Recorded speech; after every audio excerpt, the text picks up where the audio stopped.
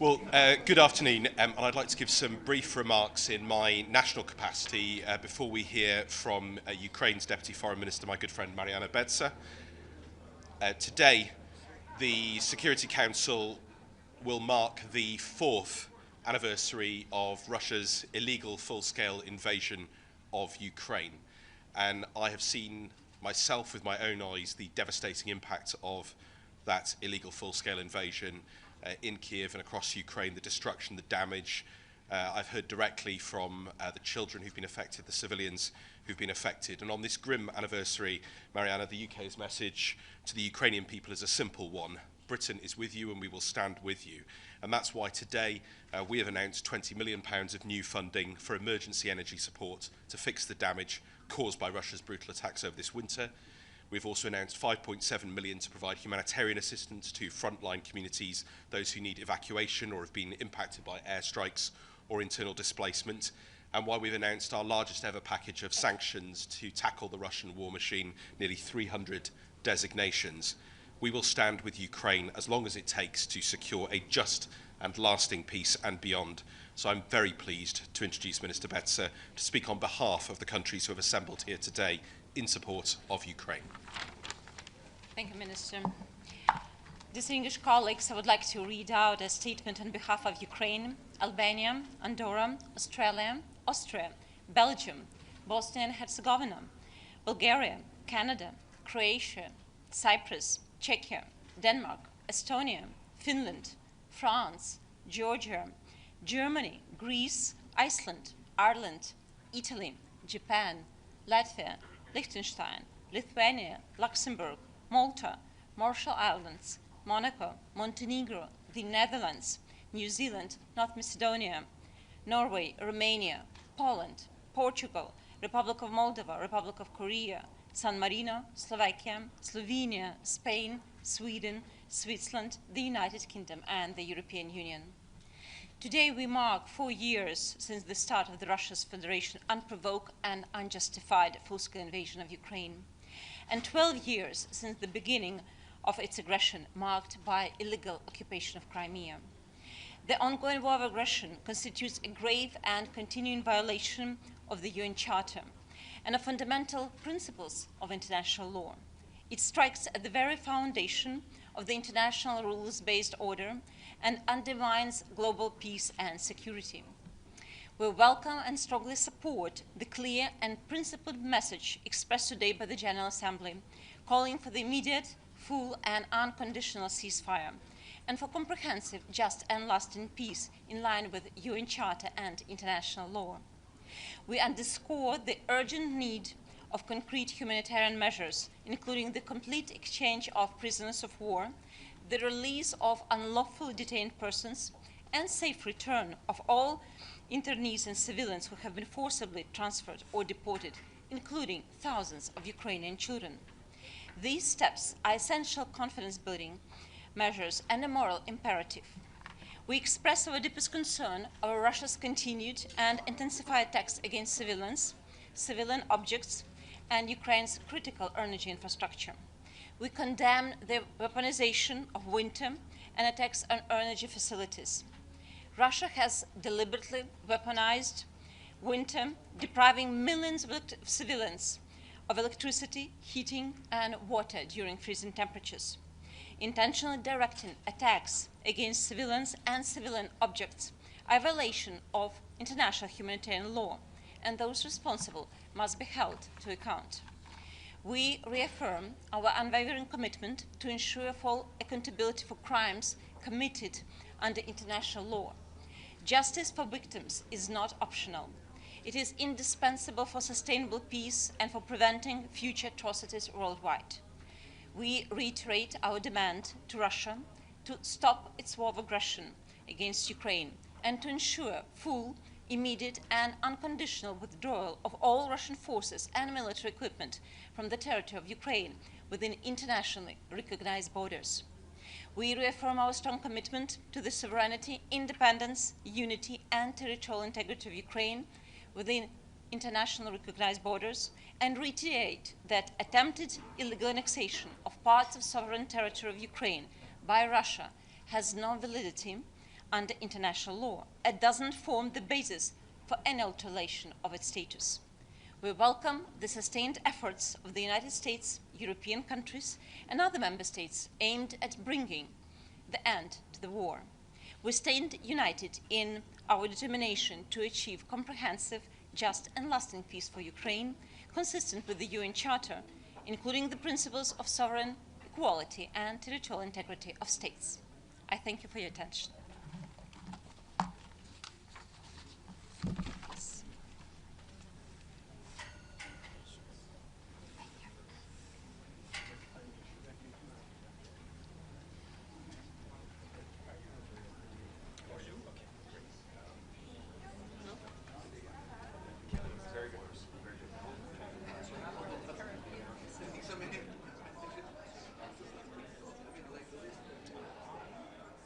Which is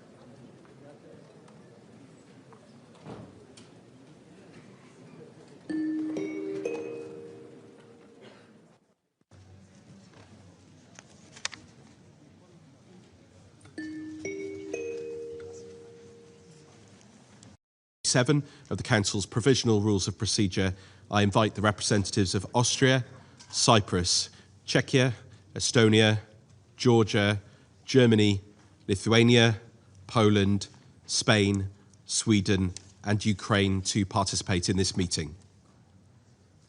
It is so decided. And in accordance with Rule 39 of the Council's Provisional Rules of Procedure, I now invite Ms. Rosemary DiCarlo, Under-Secretary General for Political and Peace-Building Affairs, to participate in this meeting. It is so decided. In accordance with Rule 39 of the Council's Provisional Rules of Procedure, I also invite His Excellency Mr. Stavros Lambrinidis, Head of the Delegation of the European Union to the United Nations, to participate in this meeting. It is so decided. The Security Council will now begin its consideration of item 2 of the agenda, and I now give the floor to Ms. Rosemary DiCarlo. Thank you, Mr. President. Secretary General Guterres, unfortunately, was unable to be in New York today, but I will deliver his statement. Thank you. 4 years after the Russian Federation launched its full-scale invasion of Ukraine, the war remains a stain on our collective conscience. Day after day, year after year, we have witnessed the cascading consequences of this blatant violation of international law, including the UN Charter. Shattered lives, devastated communities, and deepened regional and global instability. The human toll is catastrophic. Despite unprecedented diplomatic efforts, last year was the deadliest for Ukrainian civilians since 2022. More than 15,000 civilians have been killed in Ukraine since the start of the invasion, and more than 41,000 injured. Millions have been forced to flee from their homes. Millions more require life-saving assistance. Human rights violations are rampant. The plight of Ukrainian children is particularly dire. More than 3,200 children have been killed or injured. More than 1/3 of Ukrainian children remain displaced, and an estimated 2.2 million require humanitarian assistance. A whole generation has lost years of education as schools have come under fire. Mr. President, this winter, the Russian Federation intensified strikes against Ukraine's civilian energy infrastructure. Large-scale attacks have killed and injured scores of civilians and deprived millions of electricity, heating, and water for prolonged periods, including in the capital, Kyiv. In sub-zero temperatures, strikes on electricity, heating, and water systems turn access to basic services into a matter of life and death. Civilians in the Russian Federation are also increasingly affected by reported Ukrainian strikes. International humanitarian law is unequivocal. Attacks on civilians and civilian infrastructure are strictly prohibited. I condemn all such attacks, no matter where they occur. I urge both sides to implement an immediate moratorium on all such attacks. Mr. President, the ongoing fighting also poses direct risks to the safe and secure operations of Ukraine's nuclear sites. This unconscionable game of nuclear roulette must cease immediately. I commend the International Atomic Energy Agency and its teams for their critical efforts on the ground, despite the serious dangers involved. Mr. President, even as the fighting rages, the UN is working closely with the government of Ukraine to repair damaged infrastructure, keep people warm, and sustain critical services. Despite limited access and the deteriorating security situation, we are also working with local partners to deliver food, water, medical supplies, and other humanitarian aid, including to those in frontline communities. And I urge member states to fully fund the humanitarian response. Mr. President, throughout the war, the Office of the High Commissioner for Human Rights has reported widespread human rights violations, torture, sexual violence, and even executions of prisoners of war and civilian detainees. These acts have gone with virtually no accountability. I welcome ongoing prisoner exchanges and urge that all prisoners of war and detainees be treated humanely and released in accordance with international humanitarian law and international human rights law. Any Ukrainian children deported or forcibly transferred to the Russian Federation and occupied areas of Ukraine must be returned home to their families without delay. I commend efforts to facilitate such returns and family reunifications. We will continue to work closely with all relevant actors to ensure that this happens in a safe, swift, and verifiable manner. I urge the sides to continue to work constructively to address these concerns as a matter of priority. Mr. President, a year ago, this Council adopted Resolution 2774, imploring a swift end to the conflict and urging a lasting peace between Ukraine and the Russian Federation. I commend the ongoing diplomatic efforts by the United States and others to end the war. We need concrete measures to de-escalate the fighting without delay and to create the space for diplomacy. The longer this war continues, the greater the suffering and the greater the risks for regional and international peace and security. As complex as the path may be, our collective obligation is clear. Use every diplomatic tool to end the war. United Nations expertise is readily available to support the ongoing peace efforts. Our tools are at the disposal of the parties and mediators. The parameters of peace in Ukraine are not a mystery. It must be in accordance with international law, including the UN Charter and relevant UN resolutions. And it must uphold the sovereignty, independence, and territorial integrity of Ukraine within its internationally recognized borders. Enough with the death, enough with the destruction, enough with the broken lives and shattered futures. It is time for an immediate, full, and unconditional ceasefire, the first step toward a just peace that saves lives and ends the endless suffering. Thank you. Well, I thank Mr. Cullo for her briefing, and I shall now make a statement in my capacity as the Minister of State for Europe, North America and Overseas Territories of the United Kingdom. As we mark this grim anniversary, I want to reflect on three personal encounters I've had with Ukrainians from all walks of life. They show what Russia's illegal and unprovoked war is doing to civilians, to vital infrastructure, and fundamentally to the rules that we are all here to uphold, our very United Nations Charter. First, a year ago I visited Bucha, and there I met a priest who told me of shocking atrocities carried out by the Russians. He recalled how he dug graves for members of his own congregation after the massacre and swapped his robes for civilian clothes after a fellow priest was killed. And that conversation stays with me because it shows how Russia wages this war. And today, notwithstanding the false claims by the Russian representative in the General Assembly, its forces continue to strike Ukrainian civilians and communities with missiles and drones, killing and destroying.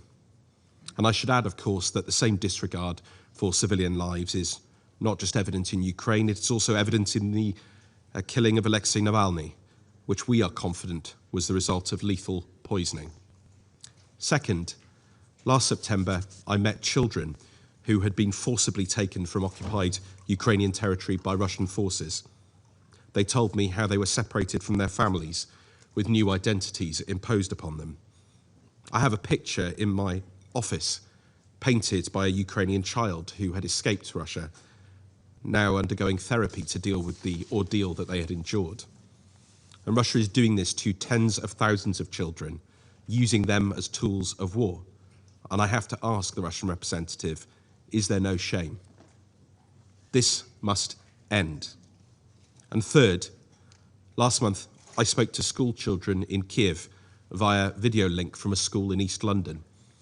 And they told me how happy they were that day to be in their classroom learning like all children should be able to, because regular power cuts kept disrupting their lessons and attacks near their schools and their homes. And children all over Ukraine are enduring days and nights marked by air raid sirens and blackouts, by fear and loss. And Save the Children reports that Ukrainian children have endured 4,000 hours of air raid alarms since the start of the full-scale invasion. That's equivalent to more than 5 months of constant alert, and this is taking a severe toll on their mental health. A generation is being robbed of the security and peace that every child in this world deserves. And there is no respite even during the brutal cold of winter. Let us speak the truth in this place. Russia is relentlessly targeting civilian infrastructure, and since October, it has launched 20 mass attacks on Ukraine's energy system, firing more than 1,000 missiles. It has struck again and again, leaving hospitals without power, schools unable to function, families facing winter in darkness and cold. But what has stayed with me after meeting Ukrainians from all walks of life is their incredible courage in the face of this barbarity. It has earned them the respect of people the world over, and the United Kingdom stands by their side, and our people stand by their side every day. Our support is practical and it's sustained. We are strengthening air defences. We are helping Ukraine keep essential services running when power is cut. We are supporting Ukraine to enable the return of stolen children. And we are pursuing justice and accountability through international mechanisms. And today, we have announced a £30 million package for emergency energy support, humanitarian assistance and justice and accountability in Ukraine. This builds on billions of pounds of UK support, guarantees and direct military aid to Ukraine since 2022, and we will continue to stand with Ukraine for as long as it takes to achieve a just and lasting peace and beyond. This also means keeping up the pressure on Russia and choking off their war machine. And that is why today we have been announcing our largest package of measures since 2022, targeting oil revenues and components fueling that war machine. And we are working with partners across this council and beyond to defend the UN Charter, because Russia's war is illegal and unprovoked. It is an assault on the Charter's foundational principles, respect for sovereignty and for territorial integrity. We call again on Russia to comply with international law. And we are pressing it to engage meaningfully in the US-led peace process.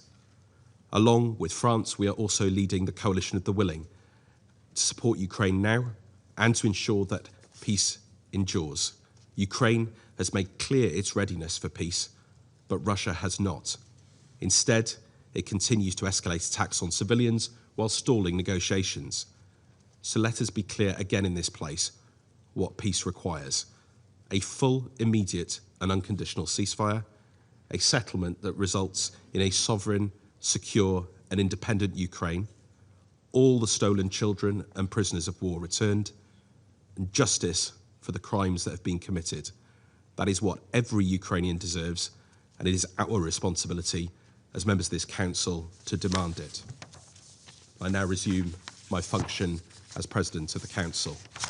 I now give the floor to Her Excellency Ms. Baiba Braže, Minister of Foreign Affairs of Latvia. Thank you, Mr. President. Thank you, Under-Secretary General Di Carlo, for her briefing. On behalf of the Secretary General, and let me pay respect to the UN staff working on the ground in Ukraine and doing their job in very difficult circumstances.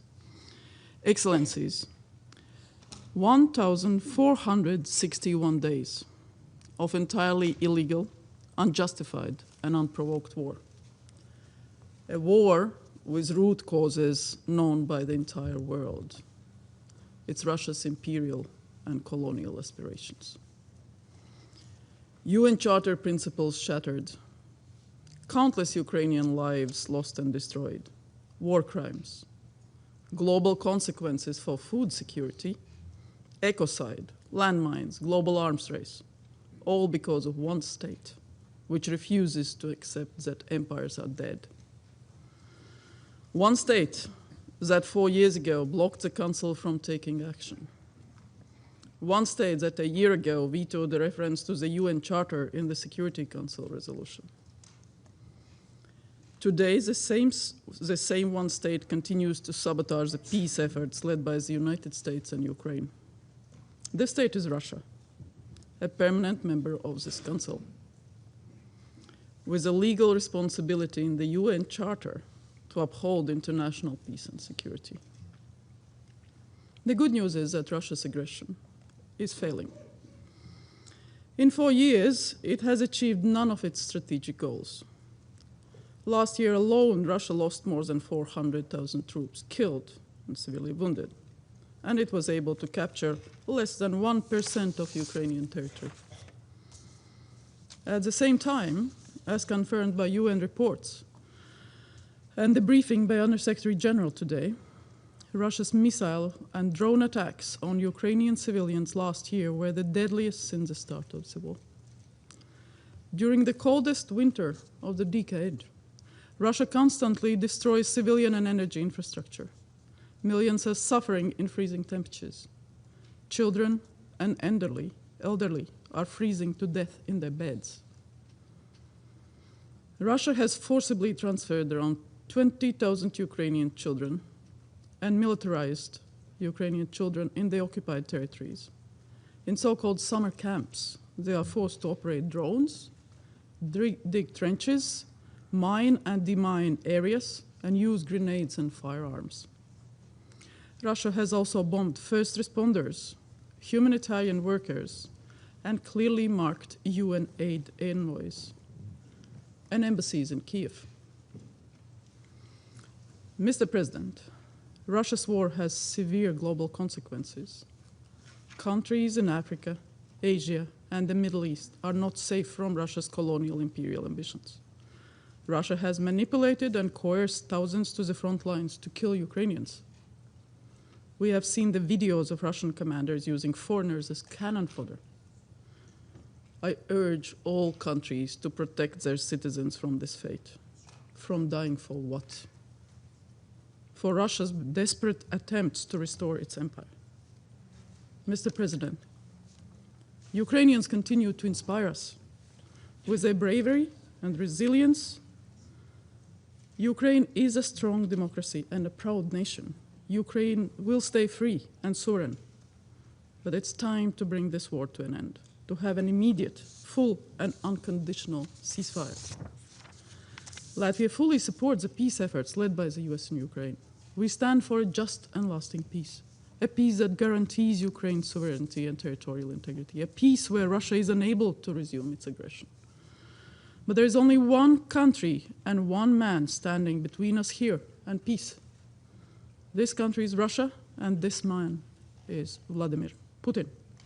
This is why Latvia urges all countries to exert maximum pressure on Russia, restrict Russia's economy, impose sanctions, isolate it in international organizations, to stop the killing and ensure accountability for war crimes. I thank you. Slava Ukraini. I thank Her Excellency Barbara Braje for the statement, and I now give the floor to the representative of Denmark. Thank you, Mr. President. And I also thank the Under-Secretary General for her sobering briefing and welcome the Deputy Foreign Minister of Ukraine to this meeting. And thank you, Minister, for leading the meeting here today.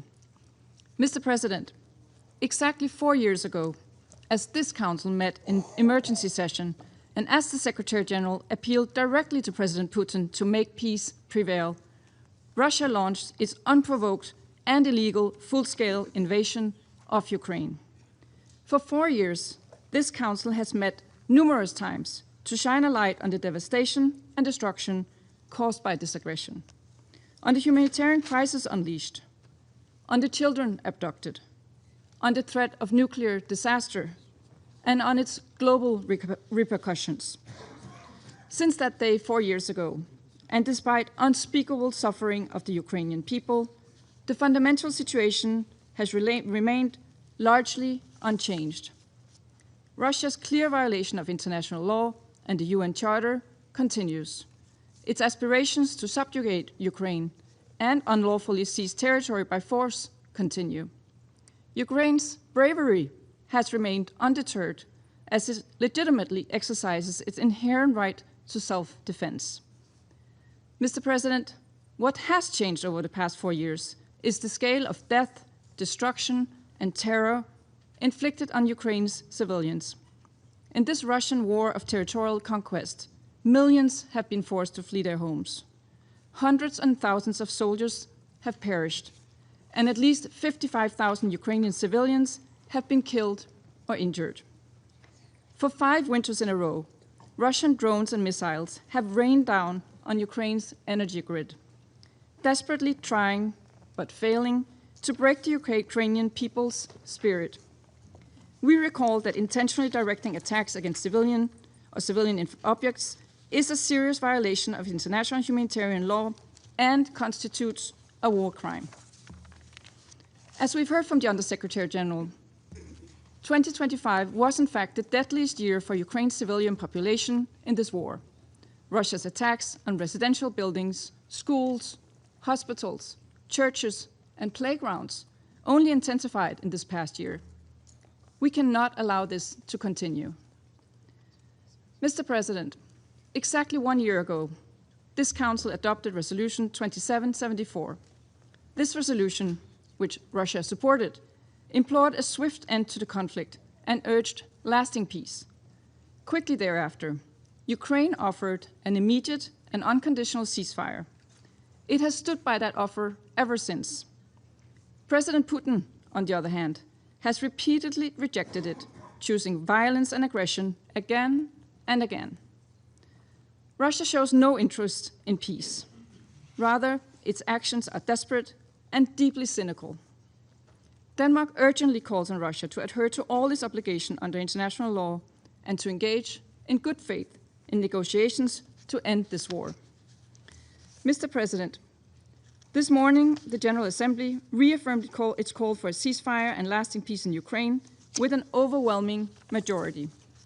Around this table, and indeed around the globe, there is a clear demand for peace, for a just, sustainable, and lasting end to this terrible war. Demands to uphold Ukraine's sovereignty, territorial integrity, and political independence, as well as accountability for Russia's crimes. Anything less, or without robust security guarantees for Ukraine, would consign future generations to live in constant fear of further invasion. The time for Russia to hear and heed these demands is now. Mr. President, in closing, the United Nations was not founded to bear witness to aggression. It was founded to stop it. The Security Council carries not only authority, but responsibility. Responsibility to maintain international peace and security, to defend the Charter, and to act. Denmark stands with Ukraine, both in word and in deeds. Our support is unwavering. Ukraine and its people deserve to be free, to choose their own destiny, to live in peace and prosperity. On this sad 4-year anniversary, let us not only reflect on this imperative, but act on it. I thank you. I thank the representative of Denmark for her statement, and I now give the floor to the representative of Greece.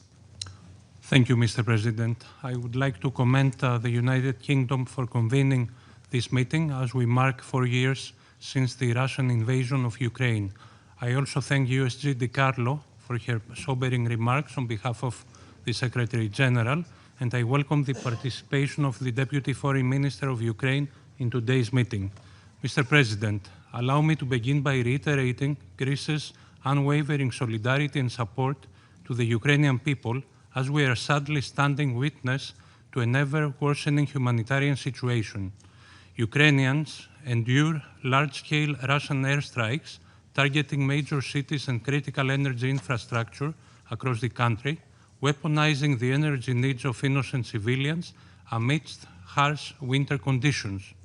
The targeting of civilians and civilian energy infrastructure is a blatant violation of international humanitarian law and must be condemned. The children of Ukraine, the most vulnerable part of any population, have gravely suffered in the course of these 4 years. More than 3,000 of them have been killed or injured, and thousands more were otherwise gravely affected, uprooted, and transferred out of the country. Greece calls for their immediate, safe, and unconditional return. Despite the recent commendable diplomatic efforts, peace remains elusive. Greece has consistently called for a ceasefire and has vigorously supported the objective of a just, lasting, and comprehensive peace in Ukraine, a peace that will be in line with international law and the UN Charter, and in particular with the principles of respect of sovereignty and territorial integrity of all states. We firmly reject revisionist policies and any attempt to change borders through the use of force. Mr. President, the rules and principles enshrined in the UN Charter are the very foundations of the international legal order we subscribed to 80 years ago. It is in the vital interest of this Council and of all the members of the United Nations to keep this order intact and uphold the principles of sovereignty, territorial integrity, and the peaceful settlement of disputes.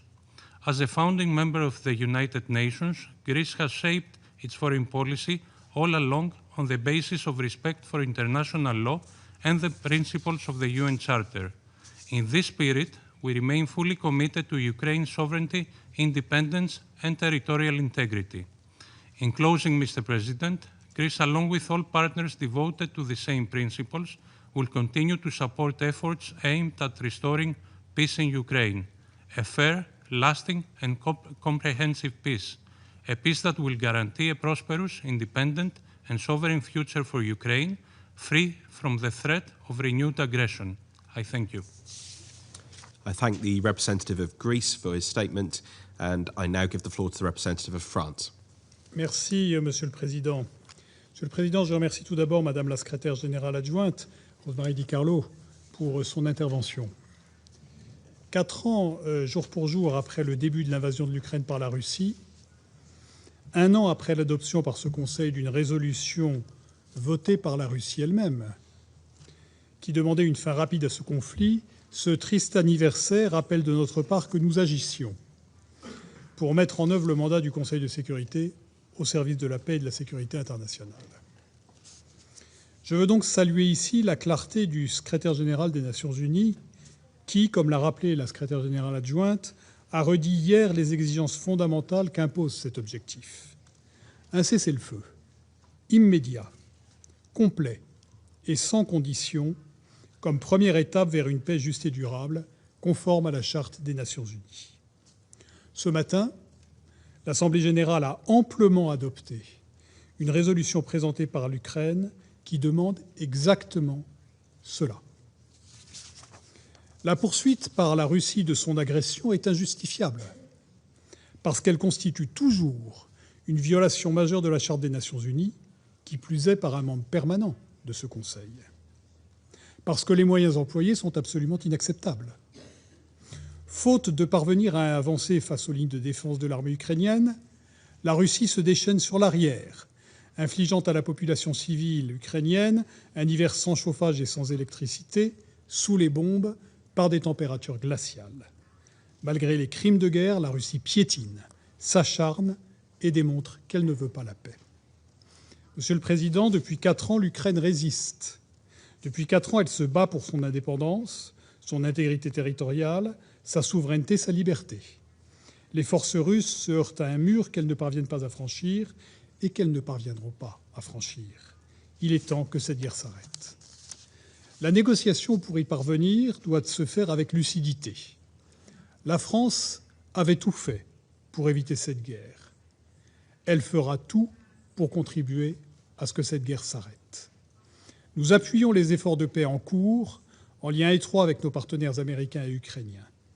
Nous souhaitons y donner davantage d'ampleur à ces efforts, notamment en y faisant entendre plus fort la voix de l'Europe, concernée au plus haut point. Nous sommes prêts à appuyer un accord de paix. Cela implique de préparer les conditions d'une paix durable. Le président de la République et le Premier ministre britannique ont réuni ce jour plus de 30 pays de la coalition des volontaires qui demain garantiront à l'Ukraine de ne plus devoir revivre une invasion russe, ces dirigeants ont réitéré leur engagement indéfectible à œuvrer ensemble pour parvenir à une paix juste et durable, conformément aux principes de la Charte des Nations Unies, et ils ont réaffirmé que les frontières internationales ne doivent pas être modifiées par la force. Monsieur le Président, pour que les réunions diplomatiques aboutissent, la paix appelle une volonté politique sincère. Nous l'avons. La grande majorité de la communauté internationale l'a. L'Ukraine l'a. Seule la Russie continue de vouloir la guerre. Ces manœuvres diplomatiques dilatoires ne trompent personne. Nous devons continuer d'agir pour la contraindre à la paix. Je vous remercie. Well, merci beaucoup, and I thank the representative of France for the statement. I now give the floor to the representative of Panama. Gracias, señor presidente.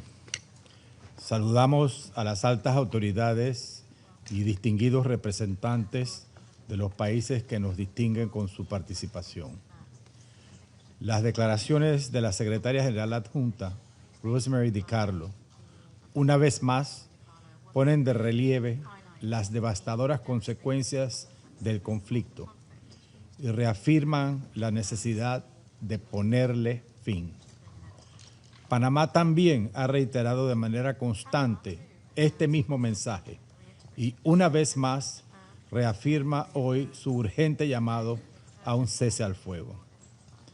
A 4 años del conflicto en Ucrania, nos reunimos nuevamente para intentar atender los profundos efectos de hechos que representan un quiebre sustancial del orden internacional, al recurrirse, una vez más, al uso de la fuerza por encima de los principios consagrados en la Carta de las Naciones Unidas.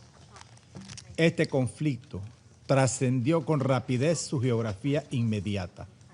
No solo impacta de manera directa a Europa, reconfigurando alianzas y acelerando procesos de rearme, sus secuelas se proyectan también a escala global. Inestabilidad energética, inseguridad alimentaria y disrupción de la seguridad marítima. Asimismo, el conflicto volvió a situar en el centro del debate internacional dinámicas de una etapa de marcada bipolaridad que parecían haber sido superadas a finales del siglo pasado. La transgresión de los principios de soberanía, integridad territorial y de la provisión del uso de la fuerza dejó de ser una discusión del pasado, alterando los marcos normativos actuales. Sobre el terreno, los misiles y drones no han cesado y la creciente sofisticación tecnológica de la guerra, junto con la proliferación de armamento, han alimentado el conflicto y elevado las pérdidas humanas. La fortaleza mostrada por los civiles, principales víctimas de esta guerra, no debe normalizarse. Su sufrimiento, consecuencia de la geopolítica, ya ha sido suficiente. Además, las cifras de militares fallecidos, que podrían acercarse a los 2 millones, reflejan también la magnitud y gravedad del conflicto.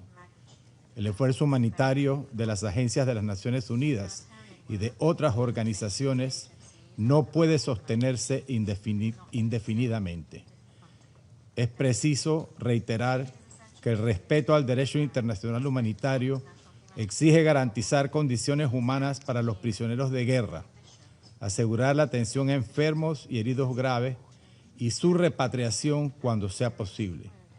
Además, la búsqueda de los desaparecidos debe permanecer como una prioridad humanitaria central para todas las partes. En ese sentido, resulta indispensable garantizar al Comité Internacional de la Cruz Roja acceso regular y sin restricciones a todos los detenidos en ambos lados del frente, de conformidad con la Tercera Convención de Ginebra.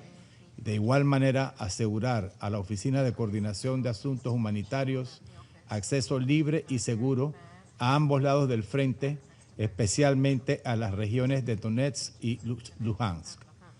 Además, la guerra en Ucrania sigue teniendo un impacto devastador sobre la niñez.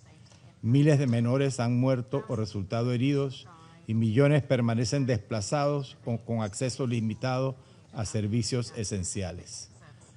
Persisten denuncias preocupantes sobre traslados forzados y separaciones familiares que obstaculizan la reunificación, las cuales deben ser debidamente esclarecidas. La protección de la infancia no admite ambigüedades. Es una obligación jurídica, humanitaria y moral.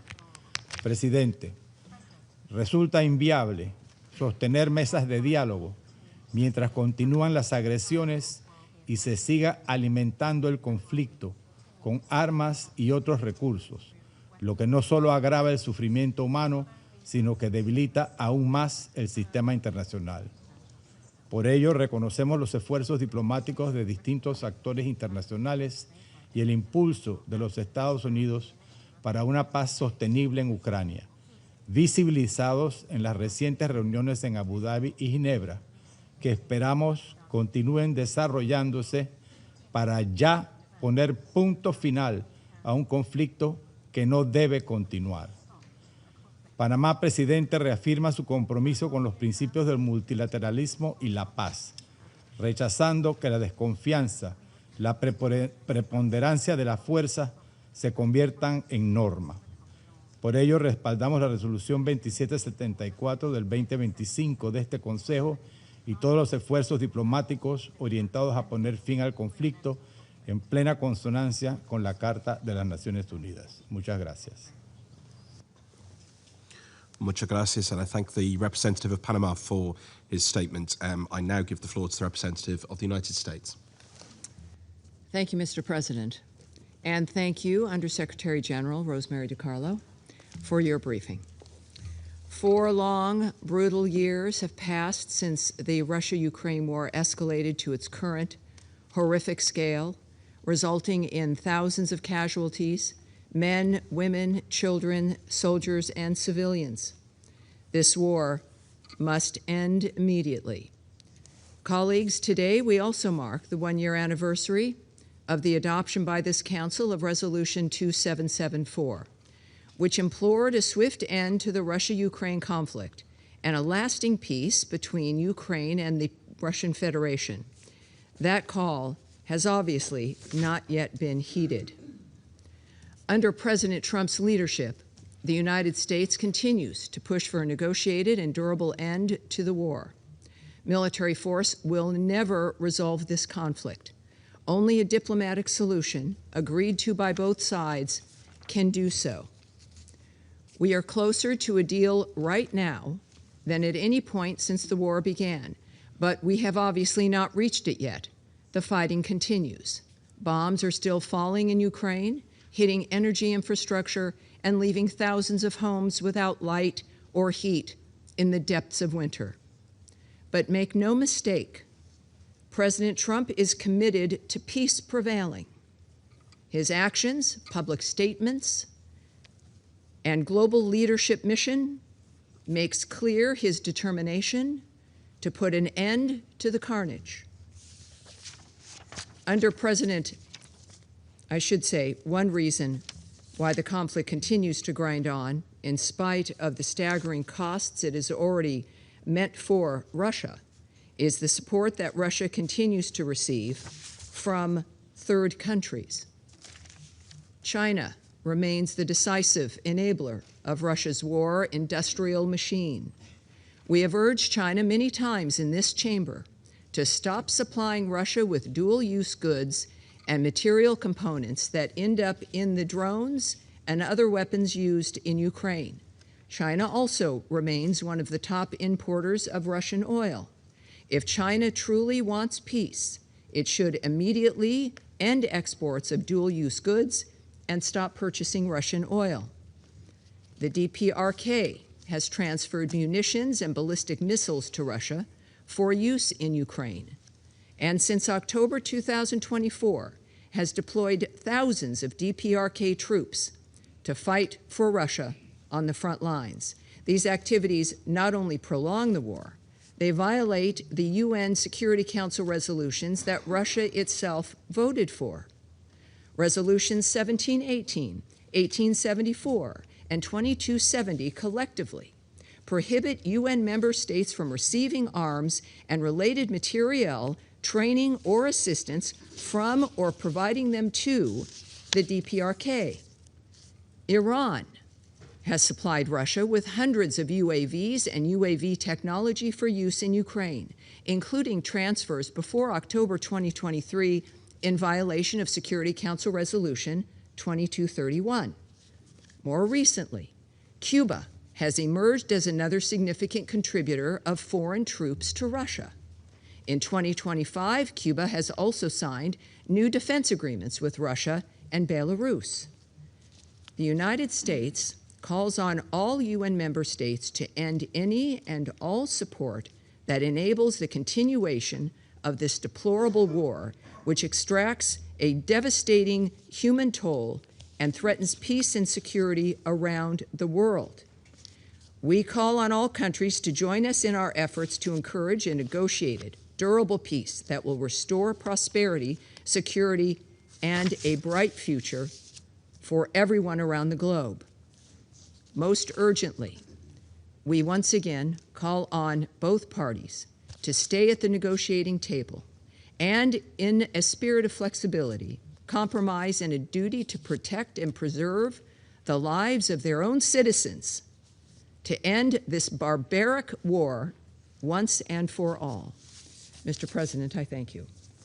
I thank the representative of the United States for her statement, and I now give the floor to the representative of Colombia. Gracias, señor presidente. Transmito mi agradecimiento a la subsecretaria general para Asuntos Políticos y de Consolidación de Paz por su completo y sensible reporte. Saludo asimismo a las delegaciones que nos acompañan en la sesión de hoy. Señor presidente, me dirijo hoy ante este Consejo con inmensa tristeza por las consecuencias devastadoras de la guerra en Ucrania.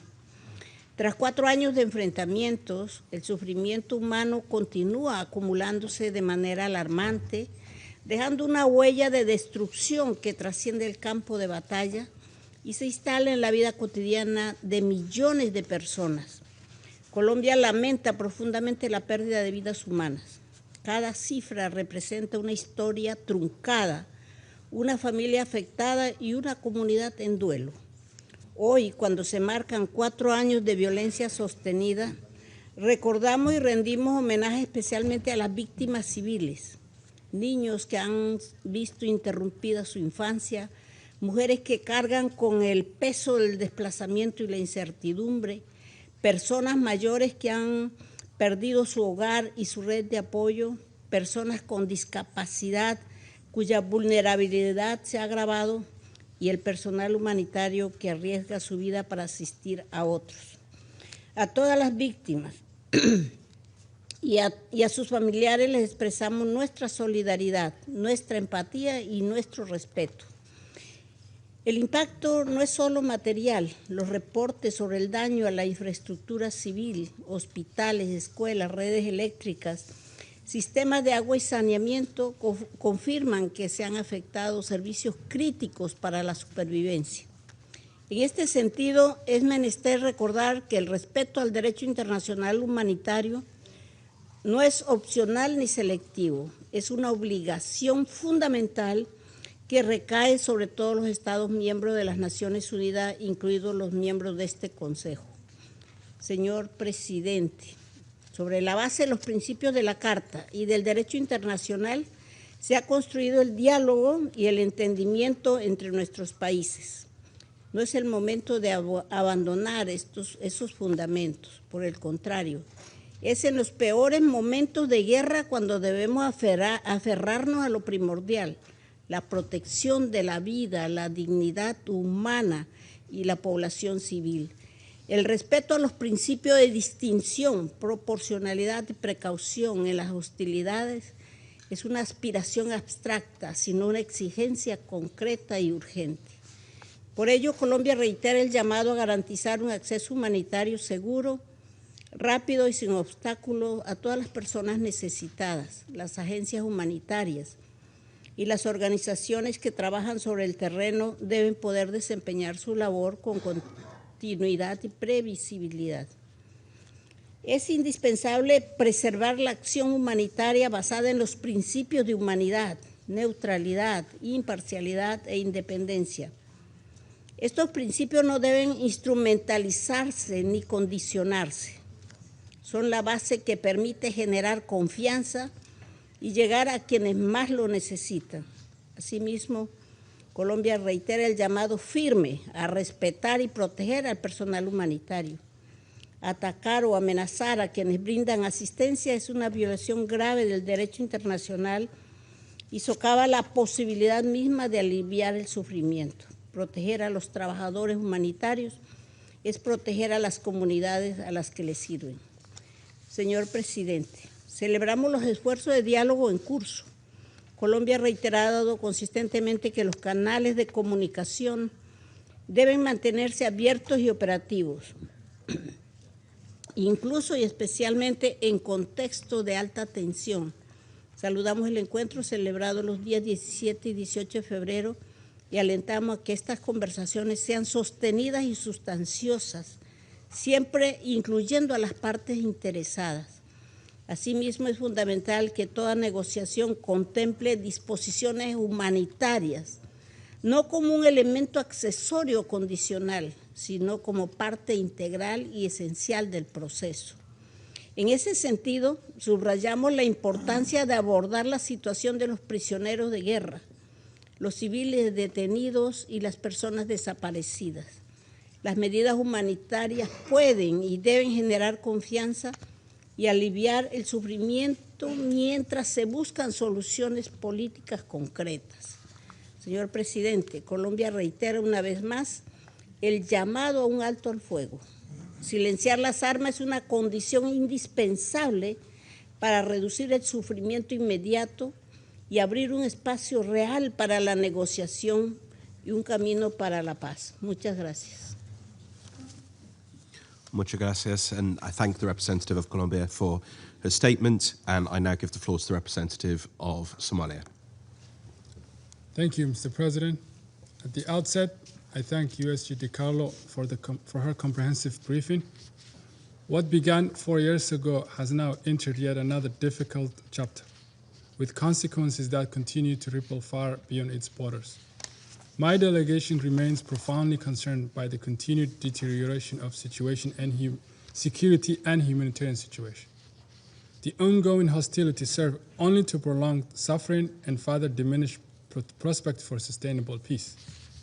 We are deeply troubled by the continuous escalation of attacks affecting civilian areas and essential infrastructure. The protection of civilians, particularly the most vulnerable, and the preservation of critical infrastructure, including hospitals, schools, and homes, are non-negotiable obligations enshrined in international law. Somalia reiterates that all parties to the conflict must respect and uphold these principles without exception. Mr. President, we remain convinced that there is no military solution to this protracted conflict. Dialogue and diplomacy remain the sole means to bring about an end to this conflict. We note with encouragement the ongoing diplomatic initiatives to achieve a comprehensive ceasefire. We also welcome the recent diplomatic efforts led by the United States, including the third round of trilateral talks, which took place last week in Geneva. These encouragements represent vital steps toward a de-escalation, and we hope they lay the groundwork for a constructive path forward. We call upon all sides to prioritize de-escalation, exercise utmost restraint, and commit to genuine, immediate negotiations. It's incumbent upon all parties to respect international law and to prevent a wider conflagration. A durable resolution must address the underlying root causes of this conflict and be consistent with the principles of the United Nations Charter. We underscore that just and lasting peace will require compromise and confidence-building measures. In closing, Mr. President, my delegation reaffirms its unwavering support for all diplomatic efforts aimed at achieving a resolution that restores security and stability. The people of Ukraine and all of those affected by this conflict deserve a future of peace, prosperity, and dignity. I thank you. Well, I thank the representative of Somalia for the statement, and I now give the floor to the representative of Liberia. Thank you. Mr. President, Liberia approaches today's discussion not with theoretical detachment, but with lived memory of painful scars. Our own war was internal. Ukraine's is international.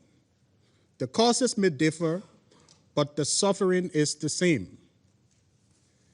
In every conflict, ordinary people form the unwilling front lines, mothers whispering lullabies in basements, children learning the sounds of drones before school bells, and persons with disability facing barriers, not only of mobility, but of survival.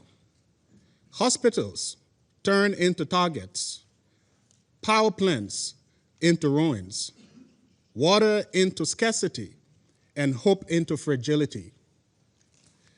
This council was not established to manage wars. It was created to prevent them. Liberia, therefore, unequivocally reaffirms the principles of the United Nations Charter: respect for sovereignty, territorial integrity, political independence, and the prohibition of the use of force. These are not ceremonial words. They are the load-bearing pillars of our international order.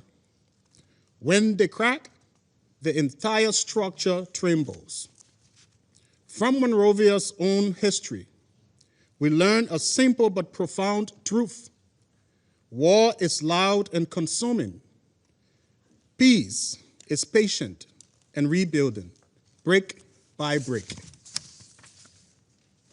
When guns fell silent in Liberia, classrooms reopened, markets revived, roads replaced roadblocks, and former fighters became farmers, teachers, and entrepreneurs. The dividend of peace is not poetic. It is profoundly practical. It feeds families, restores dignity, and gives nations a future.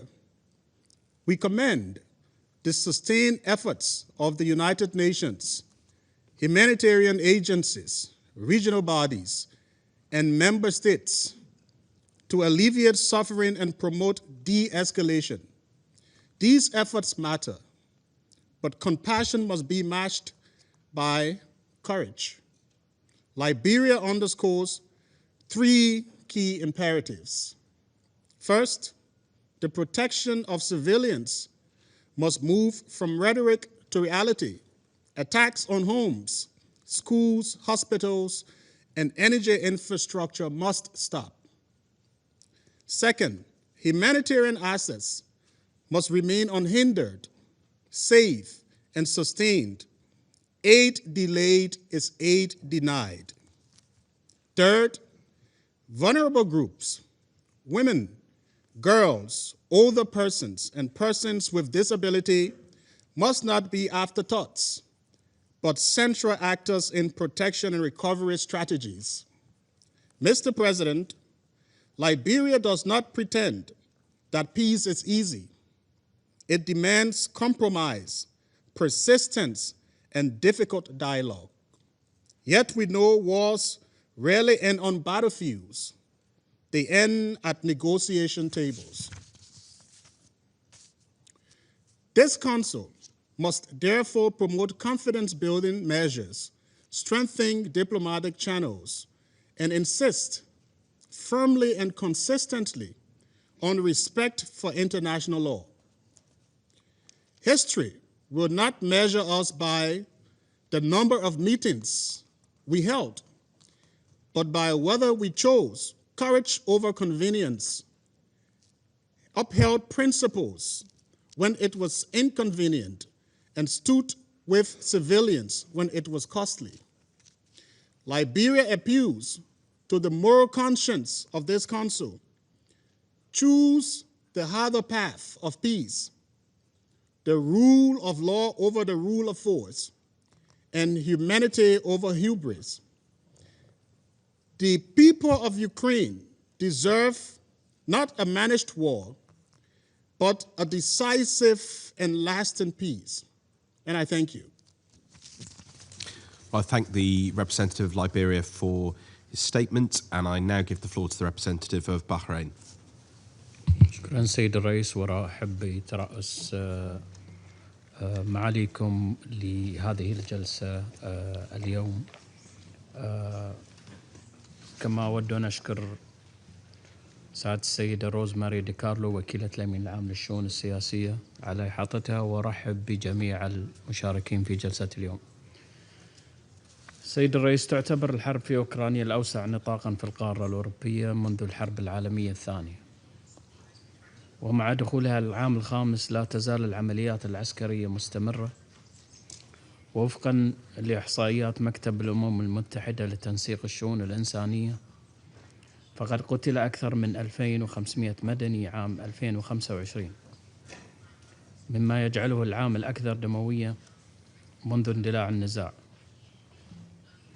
فيما تعرضت البنية التحتية المدنية والحيوية لأضرار جسيمة، مما يؤثر على توفير الخدمات الأساسية في وقت تتزايد فيه الاحتياجات الإنسانية للسكان المتضررين. ونود في هذا الصدد التطرق إلى النقاط التالية. أولاً، تجدد مملكة البحرين تأكيدها على أهمية التمسك بالقانون الدولي، بما في ذلك القانون الدولي الإنساني وميثاق الأمم المتحدة، وضمان حماية الأبرياء من أي أضرار في كل الظروف، إذ لا زال المدنيون هم من يتحملون العبء الأكبر في هذا الصراع.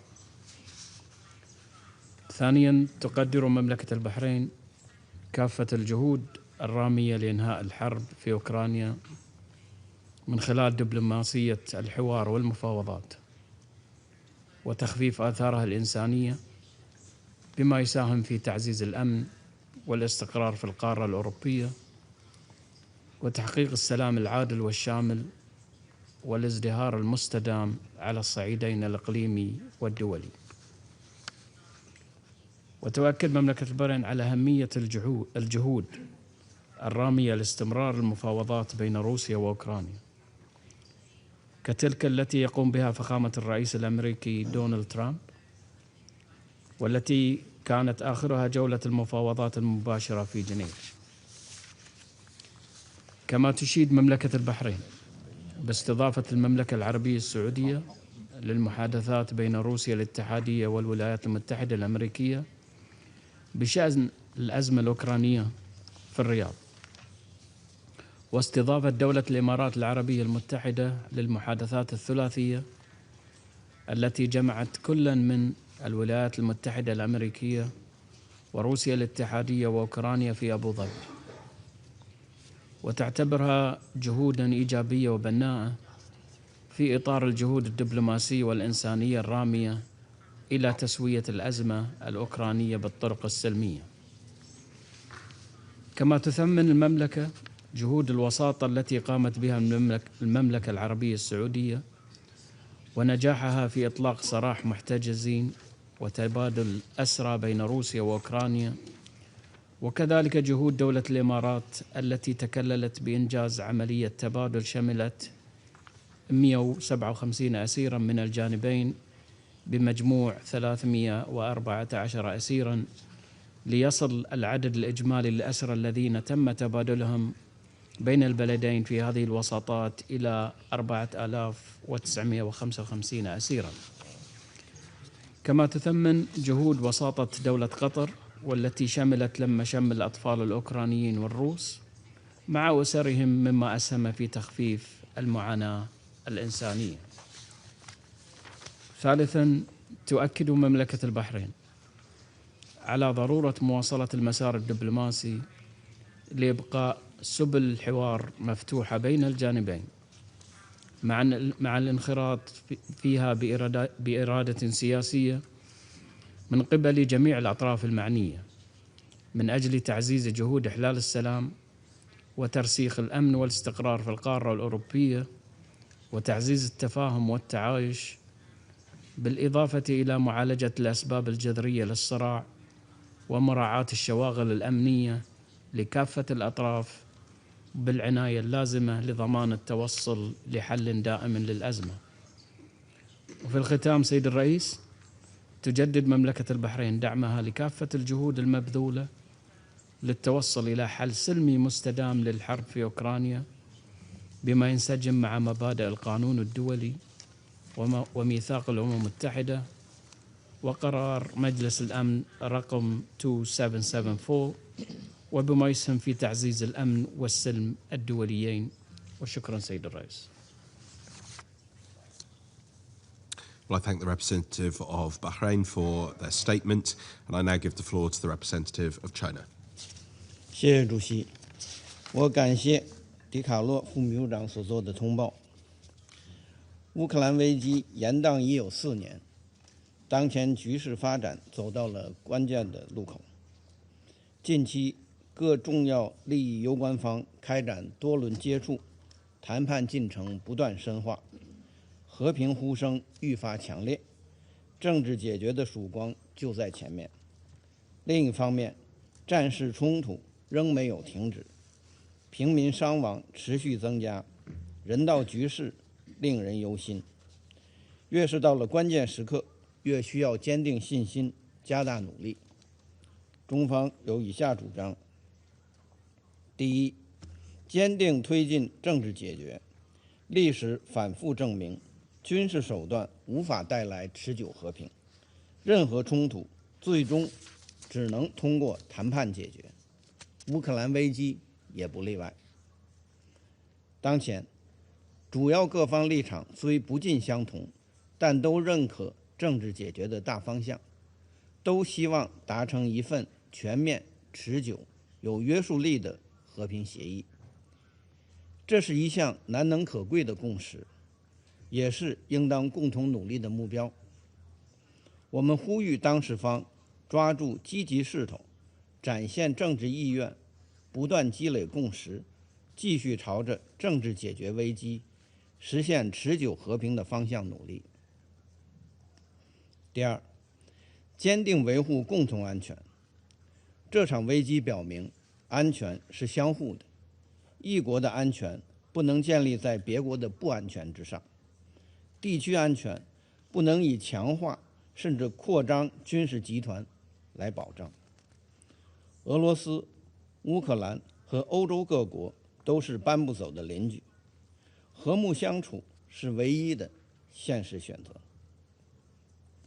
我们呼吁有关各方摒弃冷战思维和阵营对抗，践行共同、综合、合作、可持续的安全观，重视和解决彼此的合理安全关切，推动构建均衡有效、可持续的地区安全架构。第三，坚定管控外溢影响。危机持续外溢，让本已负重前行的全球经济雪上加霜。我们呼吁国际社会共同努力，就粮食、能源、金融、贸易以及保护关键基础设施等问题加强合作，维护全球产业链稳定畅通。我们反对把世界经济政治化、工具化，反对滥施单边制裁和长臂管辖。这些行动不但解决不了问题，反而会制造出新的问题。主席，中方在乌克兰问题上的立场一以贯之，始终以习近平主席提出的4个应该为根本遵循。各国主权、领土完整都应该得到尊重，联合国宪章宗旨和原则都应该得到遵守，各国合理安全关切都应该得到重视，一切有利于和平解决危机的努力都应该得到支持。这在当前错综复杂的国际形势下，具有重要的现实意义。过去4年，中方坚持客观公正，为和平奔走，为促谈努力。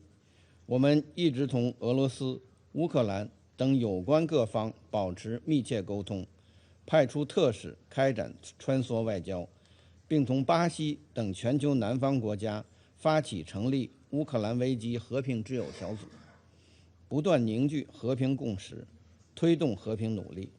我们愿同国际社会一道，为危机早日政治解决发挥建设性作用。主席，刚才美国代表在发言中再次对中方进行污蔑抹黑，这完全不可接受。中国不是乌克兰危机的制造者，也不是当事方。中方在乌克兰问题上的立场坦坦荡荡，一以贯之，那就是呼吁停火止战，坚持劝和促谈。中方的努力，国际社会有目共睹。我们没有向冲突任何一方提供致命性武器，始终严格管控军民两用物项的出口。作为全球重要的生产大国、贸易大国、消费大国，中国同俄罗斯、乌克兰、欧洲以及美国都保持着正常的经贸往来。这些往来遵循市场和商业原则，不违反安理会决议，无可厚非，不容指摘。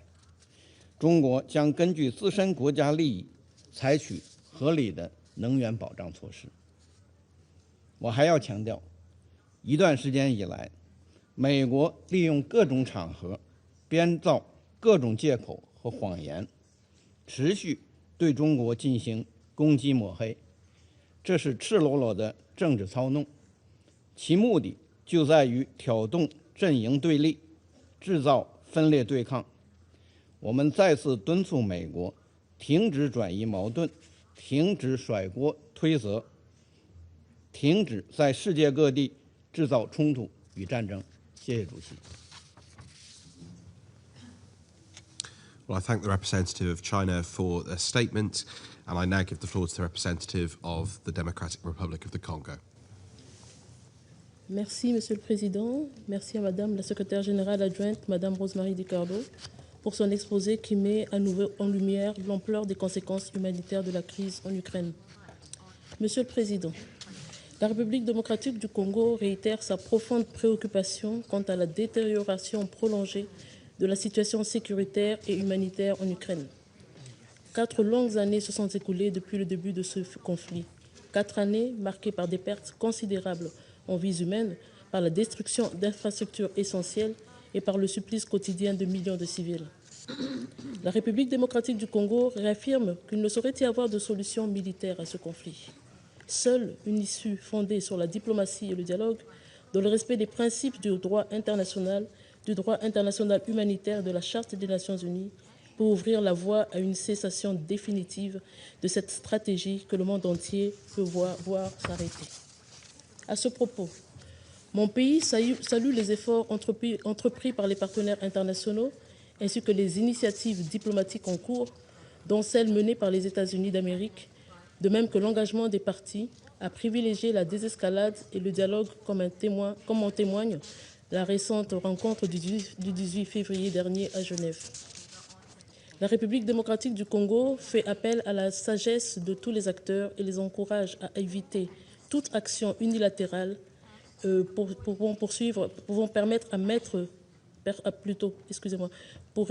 pourrait perturber le processus de paix en cours.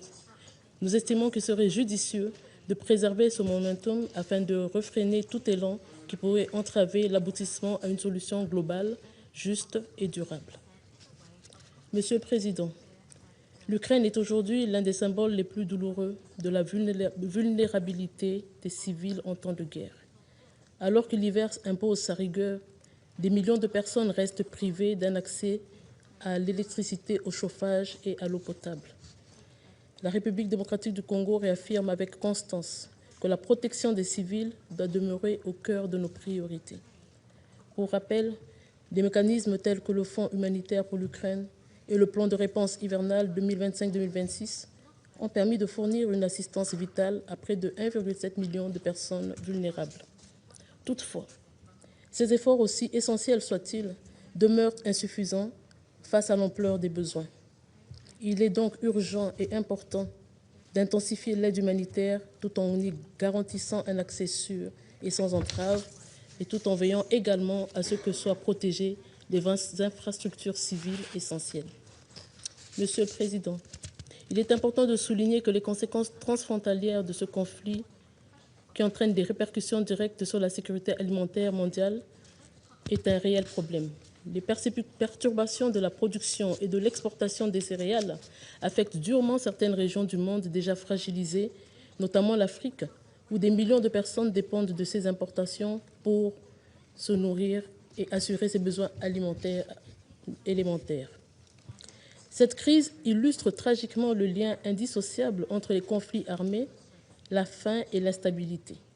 Comme l'a rappelé le directeur exécutif du Programme alimentaire mondial, la majorité des personnes souffrant d'insécurité alimentaire aiguë vit aujourd'hui dans des zones touchées par les conflits. La faim devient ainsi une arme silencieuse frappant les plus pauvres et les plus vulnérables. C'est précisément pour répondre à ces situations que le Conseil de sécurité a adopté la résolution 2417 de 2018, réaffirmant sa responsabilité dans la prévention de la famine et de l'insécurité alimentaire liées au conflit armé. Cette responsabilité n'est pas théorique, elle est morale, politique et humaine. Monsieur le Président, fort de sa triste expérience et consciente du coût humain des conflits prolongés, la République démocratique du Congo réaffirme son attachement indéfectible aux principes consacrés par la Charte des Nations unies. L'égalité souveraine des États, le respect de la souveraineté et de l'intégrité territoriale, le règlement pacifique des différends et l'abstention de toute forme de coercition incompatible avec les buts et principes de notre organisation. Je vous remercie. Donc, merci beaucoup, and I thank the representative of the Democratic Republic of the Congo for her statement, and I now give the floor to the representative of Pakistan. Thank you, Mr. President. I thank Under-Secretary General De Carlo for her briefing. We echo the calls for bringing this conflict to an early end, for peace to return and prevail in the region. Your presiding over this session, Mr. President, and the high-level representation in the chamber underscores the importance of the occasion.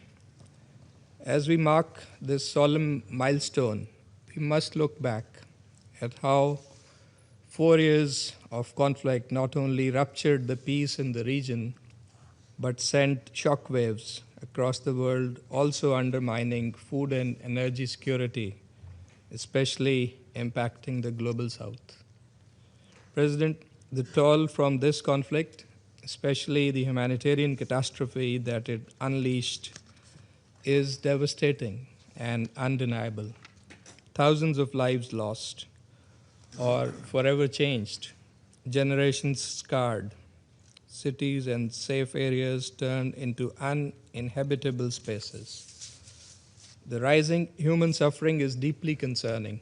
The disproportionate impact on civilians and critical infrastructure remains a perturbing reality, jolting the very foundations of international humanitarian law. These actions, besides perpetuating the conflict, further deepen distrust, reduce space for meaningful dialogue, and undermine peace efforts.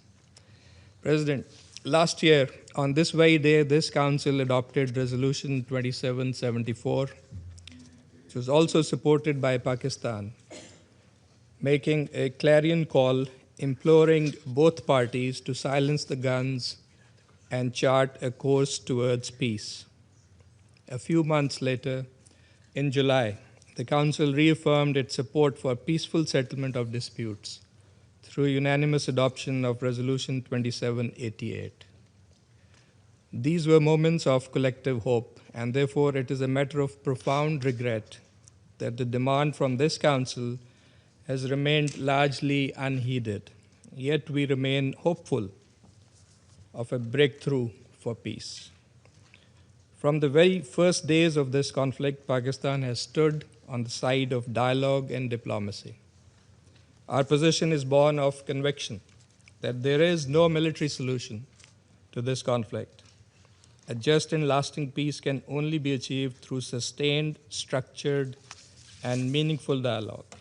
We supported this back in 2022 when the two sides were holding dialogue in Istanbul, and we continue to support all subsequent peace initiatives, including the ongoing negotiations process facilitated by the United States. We hope that all sides will make full use of the ongoing diplomacy, demonstrate genuine political will, show mutual understanding, and engage constructively to make meaningful strides towards a peaceful and negotiated settlement of the conflict, beginning with an early ceasefire. This would require commitment to the principles of the UN Charter, a focus on finding a mutually acceptable solution that ensures the security interests of all sides and thus guarantees lasting stability for the region and beyond. It would also entail avoiding pointing fingers elsewhere. The imperative to end the agony of millions is not just a political objective, it is a profound moral responsibility. Pakistan favors all genuine efforts aimed at a comprehensive and durable resolution of this conflict. We will continue to support all initiatives aimed at bridging the divide and promoting a pacific settlement. It is time to prove that diplomacy and dialogue are not a sign of weakness, but essential and powerful means in our collective quest for peace. I thank you. I thank the representative of Pakistan for their statement, and I now give the floor to the representative of the Russian Federation. Господин председатель, если формально, я украинец. И у меня такая странная фамилия. Славяне знают, ее трудно найти, даже на Украине. Она из запорожских казаков. Мой отец щирый украинец, да и мать тоже, из казаков. Пощирее, чем вы, пани Betsa, и вы, пан Мельник. Но для нас нет разницы, мы все одни. Миллионы украинцев в России, миллионы русских на Украине, и в Белоруссии тоже. Вы сами это прекрасно знаете. И дело не в этом. Национальность у нас общая, вот веры разные. Из Киевской Руси, которую вы продали за 30 серебряников. В Великую Отечественную войну мой отец, украинец, пошел воевать из Ленинграда за свою страну, за свое отечество. Приписал себе год, чтобы его взяли добровольцем. Так с этим приписанным годом и прожил всю жизнь. Тогда у нас было общее отечество. А во что вы нынешнее свое превратили? Это не понимает и не может понять почти никто из сидящих в этом зале. Тогда мы вместе воевали с нацистами. А сейчас воюем одни, без вас. Без тех, кого вы превратили в нацистов. За народ Украины, чтобы они не стали такими же. Да, это продолжается 4 года. Да, меня не радует, что гибнут люди. Но если надо, будет продолжаться столько, сколько нужно, чтобы этих людей вы больше не зомбировали. Созванные европейскими членами СБ заседание не имеет никакого отношения ни к поддержанию международного мира и безопасности, ни к упомянутой в запросе заботе о гражданском населении Украины. Европейские страны, очевидно, не настроены на поддержку текущих трехсторонних переговоров, направленных на поиск устойчивого и долгосрочного решения украинского кризиса. Не интересует их и будущее украинского народа. Это было полностью подтверждено на прошедшей чуть более недели назад Мюнхенской конференции. О чем там говорили руководители большинства европейских стран ЕС и НАТО, о вооружении Европы, укреплении восточного фланга, о ее подготовке к войне, со ссылками на историю и географию своей страны. Канцлер Мерц заверял в своей готовности вновь стать во главе Европы, сделав Бундесвер сильнейшей конвенциальной армией на континенте как можно скорее. Интересно, сколько у европейских стран с чуть меньшими геополитическими амбициями возникли вопросы, куда именно поведет их за собой этот Бундесвер. Не отставал от германского полководца и Кир Стармер. Перспективы войны для него также уже недалеки, и он готов к борьбе.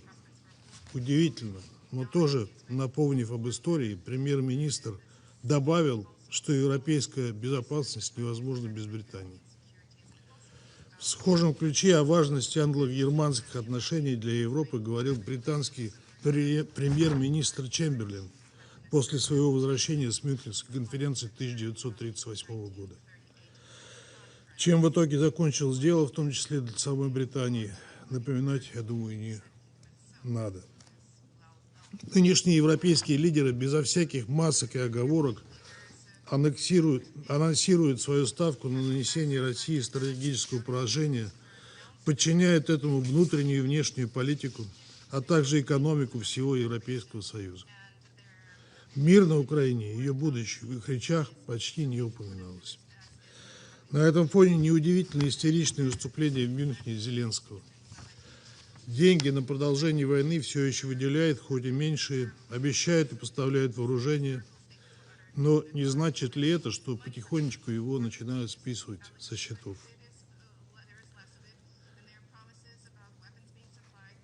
Европа, очевидно, готова дать гарантии безопасности Украине только до тех пор, пока киевский режим будет врагом России и будет продолжать войну. Зеленскому мир не нужен, он прямо заявил об этом в Мюнхене. Для него война – вопрос политический, да и просто выживания.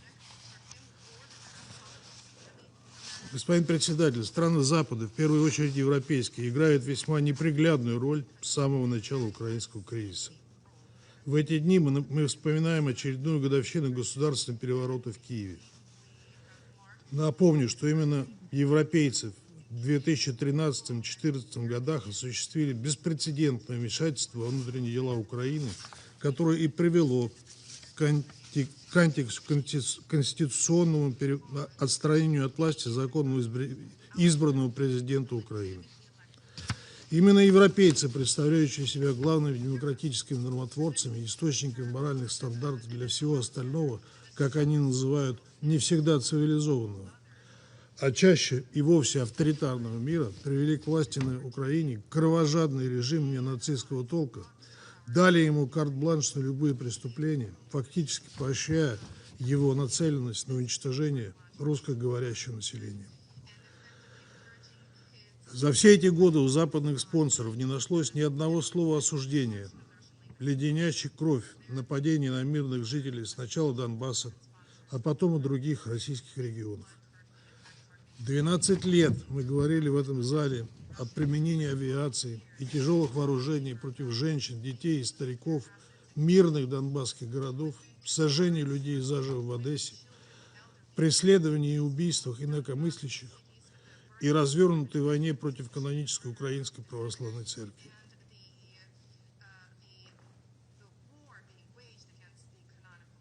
В ответ нам твердили о противодействии сепаратизму и зацикленности и законности так называемой антитеррористической операции. Когда же уровень преступлений киевского режима стал зашкаливать, и в помощь ему пошел весь западный военный арсенал, была начата специальная военная операция. С тех пор в центр западных тезисов была поставлена неспровоцированная российская агрессия против Украины. Любого, кто пытается рассказать правду о творившемся на Донбассе беззаконии или нынешних ударах по гражданским объектам и жителям российских регионов, о кровавой Курской операции, а тем более приводить доказательства того, что конфликт был развязан и спровоцирован именно НАТО, сразу записывают пророссийские пропагандисты и затыкают рот.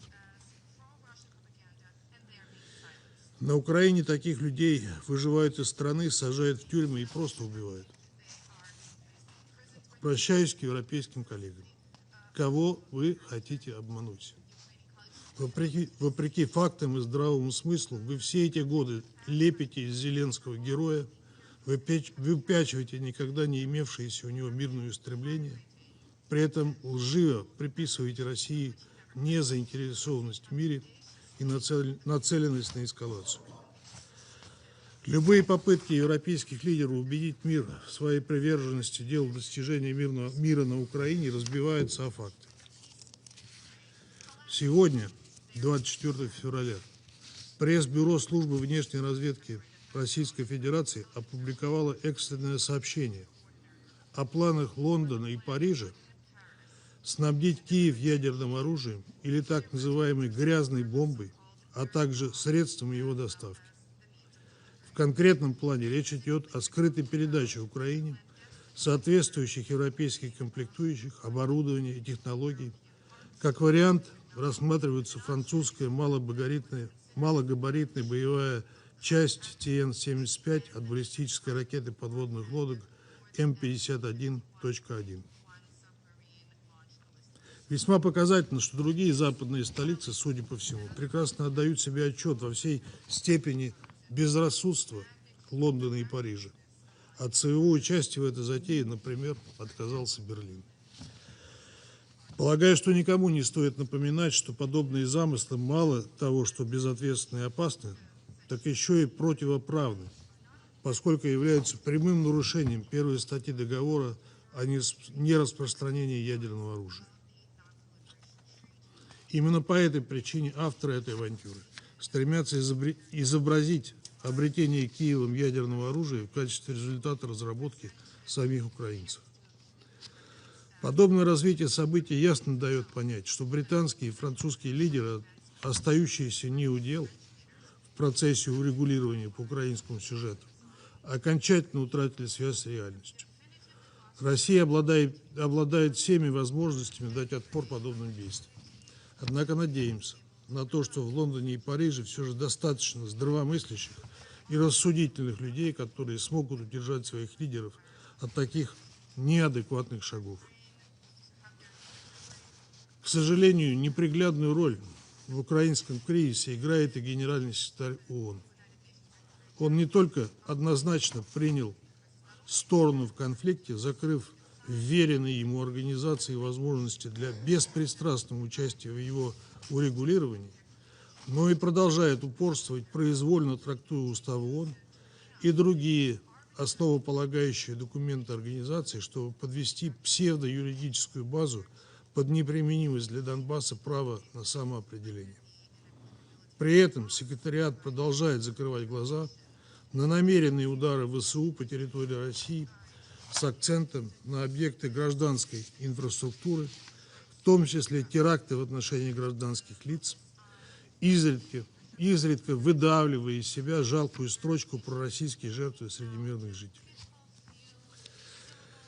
Господин председатель, как хорошо известно всем присутствующим, первоочередную ответственность за поддержание международного мира и безопасности несет Совет Безопасности ООН, который в принятой ровно год назад резолюции 2774 высказался за мирное урегулирование конфликта на Украине. Резолюции Совета имеют юридически обязывающий характер, и поэтому все страны-члены Всемирной организации должны их выполнять. У украинцев и их европейских спонсоров длинный послужной список вероломств и лицемерия, начиная с саботажа Минских договоренностей, которые по последующим признаниям европейских лидеров были ничем иным, как попыткой выиграть время для перевооружения ВСУ. Как резолюция 2202 Совета Безопасности была для них пустым звуком, так и прошлогодний документ 2774 их интересам не отвечает. Лидеры большинства стран Европы, как мы видим, считают себя выше резолюции Совета Безопасности, принципов и норм международного права. Состоявшееся сегодня утром в Генассамблее голосование по подготовленной Киевом и европейскими странами резолюции «Поддержка прочного мира на Украине» является просто очередной манипуляцией, попыткой пустить пыль в глаза представителям глобального юга. Никакого отношения к реальности или устойчивому регулированию конфликта она не имеет. Господин председатель, мы с самого начала конфликта заявляли о том, что для нас дипломатические методы достижения цели СВО предпочтительнее. В этой связи ценим позицию, которую заняла администрация и лично президент Соединенных Штатов Трамп. Россия ответственно и со всей серьезностью подходит к тристоронним переговорам, участвуя в дискуссиях в Абу-Даби и Женеве. Но любые договоренности должны быть комплексными, учитывать нашу озабоченность по поводу первопричин конфликта и привести к его реальному завершению, а не ко временному прекращению огня, который киевский режим использует в своих агрессивных целях.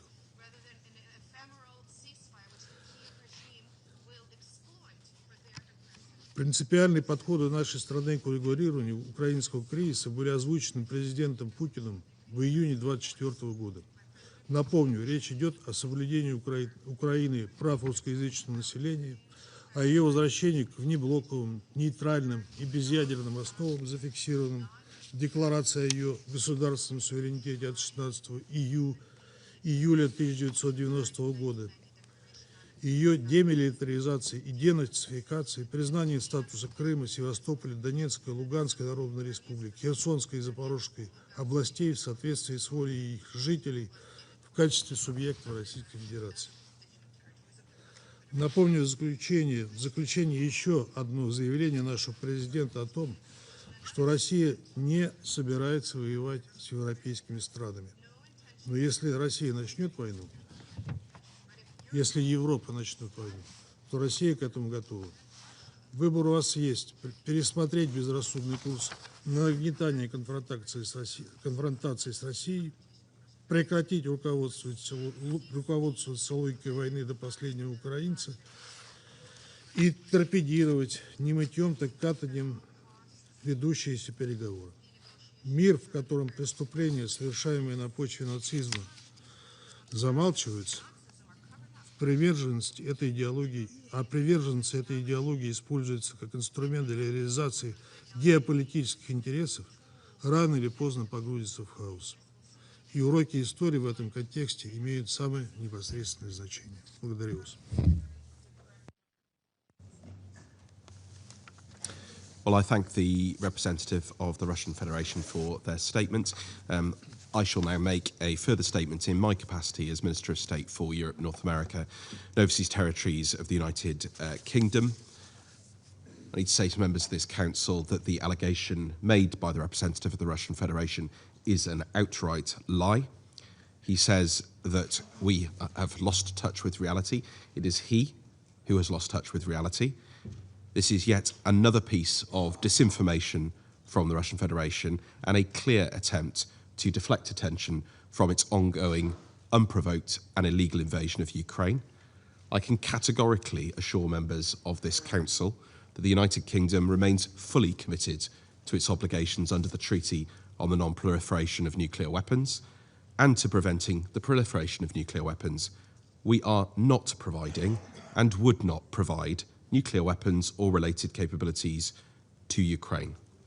And I resume my function as President of the Council, and the representative of France has asked for the floor to make a further statement. I give them the floor. Merci, Monsieur le Président. Monsieur le Président, la France s'associe à vos propos concernant les allégations de la Russie, selon lesquelles la France et le Royaume-Uni prépareraient le transfert d'armes nucléaires vers l'Ukraine. Ces propos sont une provocation grossière. Ils sont une tentative de désinformation. Ils constituent un mensonge pur et simple, dénué de la moindre base factuelle. La France est un membre responsable du traité de non-prolifération. Jamais elle n'en enfreindra les contours et les obligations. Qui, si ce n'est la Russie, ne cesse de brandir la menace nucléaire dans ce conflit de plus de 4 ans? Qui, si ce n'est la Russie, couvre des manœuvres de prolifération telles que celles de la République de Corée du Nord? Qui, si ce n'est la Russie, donne son appui à l'Iran dans des activités nucléaires dont le caractère civil n'a jamais pu être démontré? Je le répète, les allégations de la Russie sont grossières. Mais permettez-moi d'aller un pas plus loin et de relever que les propos liminaires du représentant permanent de la Fédération de Russie démontrent la difficulté de la Fédération de Russie à accepter l'existence même d'une nation ukrainienne, à accepter l'indépendance, la souveraineté de l'Ukraine, à accepter que l'Ukraine veut être une nation par elle-même. Je vous remercie. Well, I thank the representative of France for his further statement. And now, under Rule 37, I give the floor to Her Excellency, Ms. Mariana Betsa, the Deputy Minister for Foreign Affairs of Ukraine. Thank you, Mr. President. Distinguished members of the Security Council, before I proceed to my statement, I would like to make also 3 remarks with regard to the statement of the Russian delegate. First, Mr. Nebenza, you're not Ukrainian and don't pretend to be. Second, we're never one nation with Russia. I will never be one nation with Russia. Ukraine is a democratic, free European country, while Russia is an aggressive state which wages aggression, terrorism, war crimes and crimes against humanity, and also genocide. And third, entire statement by Mr. Nebenza is a vivid example of manipulation, disinformation, and Russian propaganda. And I'll continue with my statement. I wish to thank the UK Presidency for convening today's meeting. I'm also grateful to the Undersecretary de Carlo for her briefing. At the outset, I would like to express my profound gratitude to all UN member states that had voted today in the morning for the UN General Assembly resolution support for lasting peace in Ukraine just a few hours ago, on this very grim anniversary, 4 years of Russia's full-scale invasion against my country and 12 years of Russia's aggression against my country. The international community has sent a clear signal for an immediate ceasefire as a prerequisite for a comprehensive, just, and lasting peace. It is high time for aggressor to comply with this call. Ceasefire is a fundamental precondition for the peaceful settlement of this conflict. Mr. President, I would like to start my statement with a poem of a 10-year-old girl, Katerina, from Donetsk region, dedicated to peace. All Ukrainian children yearn for peace to come, to live with joy upon native ground, to greet the sun, the sky, the flowers blooming bright. May war's dark shadow fade from sight. May silence settle on our Ukraine's hills. May our land shed the horrors war instills. Let long-awaited peace float our shore and stand as our protector forevermore. And this girl is only 10 years old. And this is the brutal reality where our children are living in. This is how children in Ukraine see peace on their native land, which will serve as a protector for any repetition of the horrors of war. Mr. President, the United Nations, including its Security Council, was established 80 years ago to save succeeding generations from the scourge of war. And here we are again, 8 decades later. Russia, as a permanent member of the Security Council, has waged aggression, has waged genocide, has waged terrorism, has waged war crimes and crimes against humanity on an industrial scale every single day in Ukraine. And this is the country that has misused the Soviet permanent seat in the Council and grossly violated the Charter for decades. Today, this is not only war against Ukraine, and it is not only war against Europe. It is a war against the entire democratic world, against international-based order and against international security order, and against the principles of UN. While occupying the Council's permanent seat and claiming to be one of the guarantees of international peace and security, Russia, in fact, has become the principal destroyer. Mr. President, over 10 million people across Ukraine continue to depend on humanitarian assistance for their basic survival, access to food, water, shelter, healthcare, and electricity because of the ongoing Russian aggression. In 2025 alone, the number of deliberate aerial attacks against Ukraine's civilian targets rose dramatically. During just one recent month, Russia launched over 6,000 strike drones, approximately 5,500 guided aerial bombs, and 158 missiles of various types against Ukrainian people. It is terror directed not at armies, but at maternity wards, hospitals, apartment buildings, power plants, and buses carrying workers. It is terror meant to extinguish light, heat, and hope. Men do not fight like this. Human beings do not act to one another like this. Russia's strategy is clear. It hasn't achieved a single strategic goal on the battlefield, and therefore it wants to freeze Ukrainians and force us to capitulate. As I said today in the morning in the UNGA hall, Ukraine will not surrender, and Ukraine will not accept peace at any price.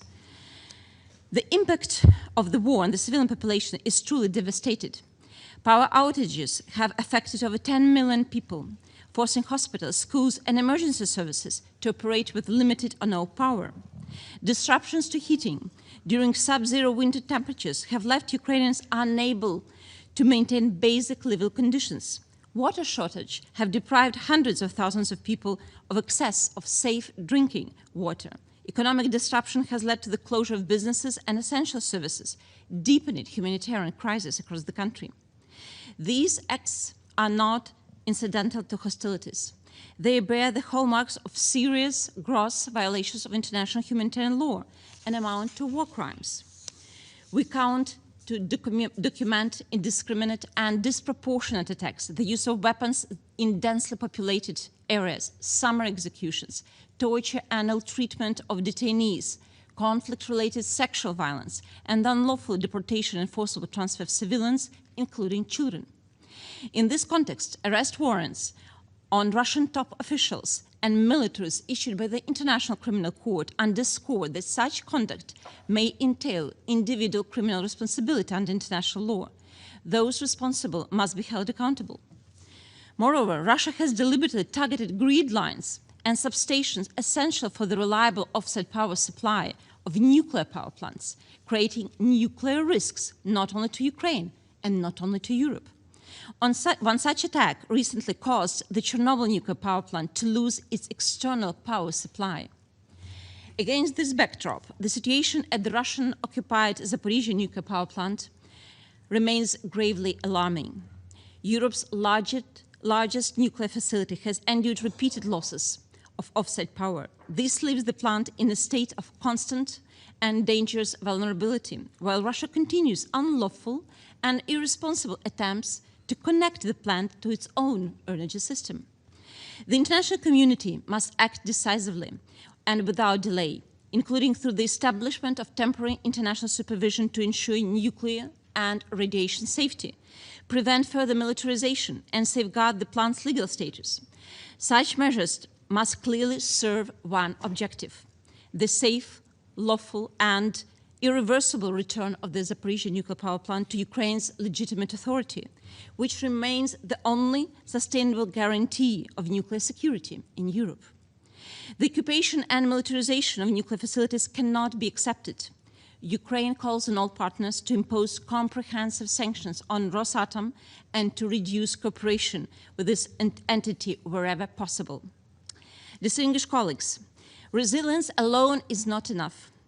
Ukraine urgently needs both humanitarian and defense assistance to protect our people. We express our deepest gratitude to the governments and citizens of all countries providing assistance.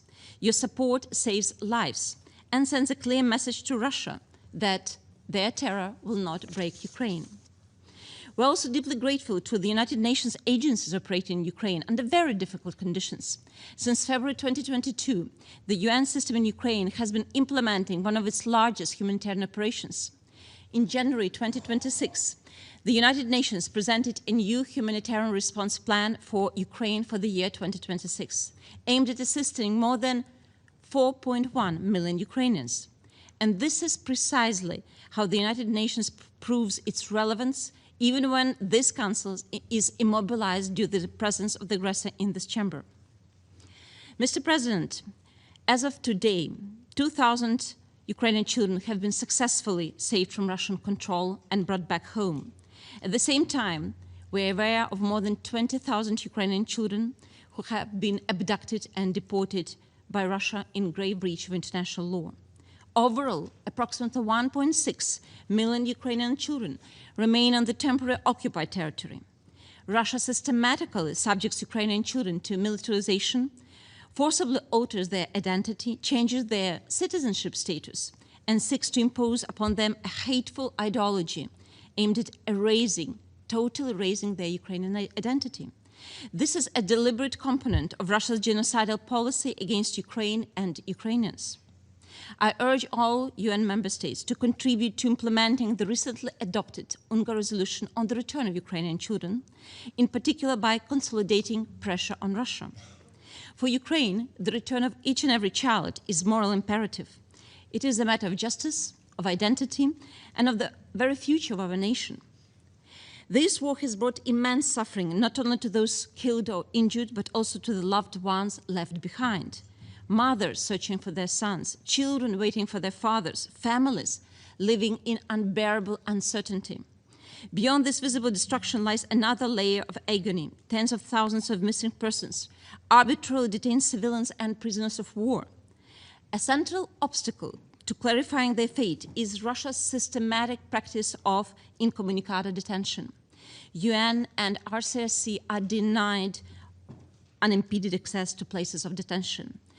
In stark contrast, Ukraine provides full access to facilities holding Russian prisoners of war and civilians in full compliance with the international humanitarian law. More than 16,000 Ukrainian civilians are currently held in Russian captivity. The Independent International Commission of Inquiry has conducted that enforced disappearances form part of coordinated Russian state policy and amount to crimes against humanity. Russia's treatment of Ukrainian prisoners of war and civilians equally violates every tenet of international criminal and humanitarian law. Russia systematically denies prisoner of war status, subjects them to sham trial based on coerced confessions, and prosecutes them merely for defending their own country. International monitoring missions and investigation teams document arbitrary executions, widespread torture, and inhuman detention conditions, including severe beatings, electric shocks, and denial of medical care. A particularly horrifying dimension concerns conflict-related sexual violence against Ukrainian prisoners of war. The crime prompted the Secretary General to issue a specific notice regarding Russia's treatment of Ukrainian prisoners of war in his 2025 CRVC report. Only the awareness of the inevitability of punishment can compel Russia, other violators, and potential aggressors to comply with international humanitarian law. Ukraine remains ready to proceed with the exchange of prisoners of war on the principle of all for all. We also called for increased international pressure on the Russian Federation to compel it to release all illegally detained civilians and abducted children.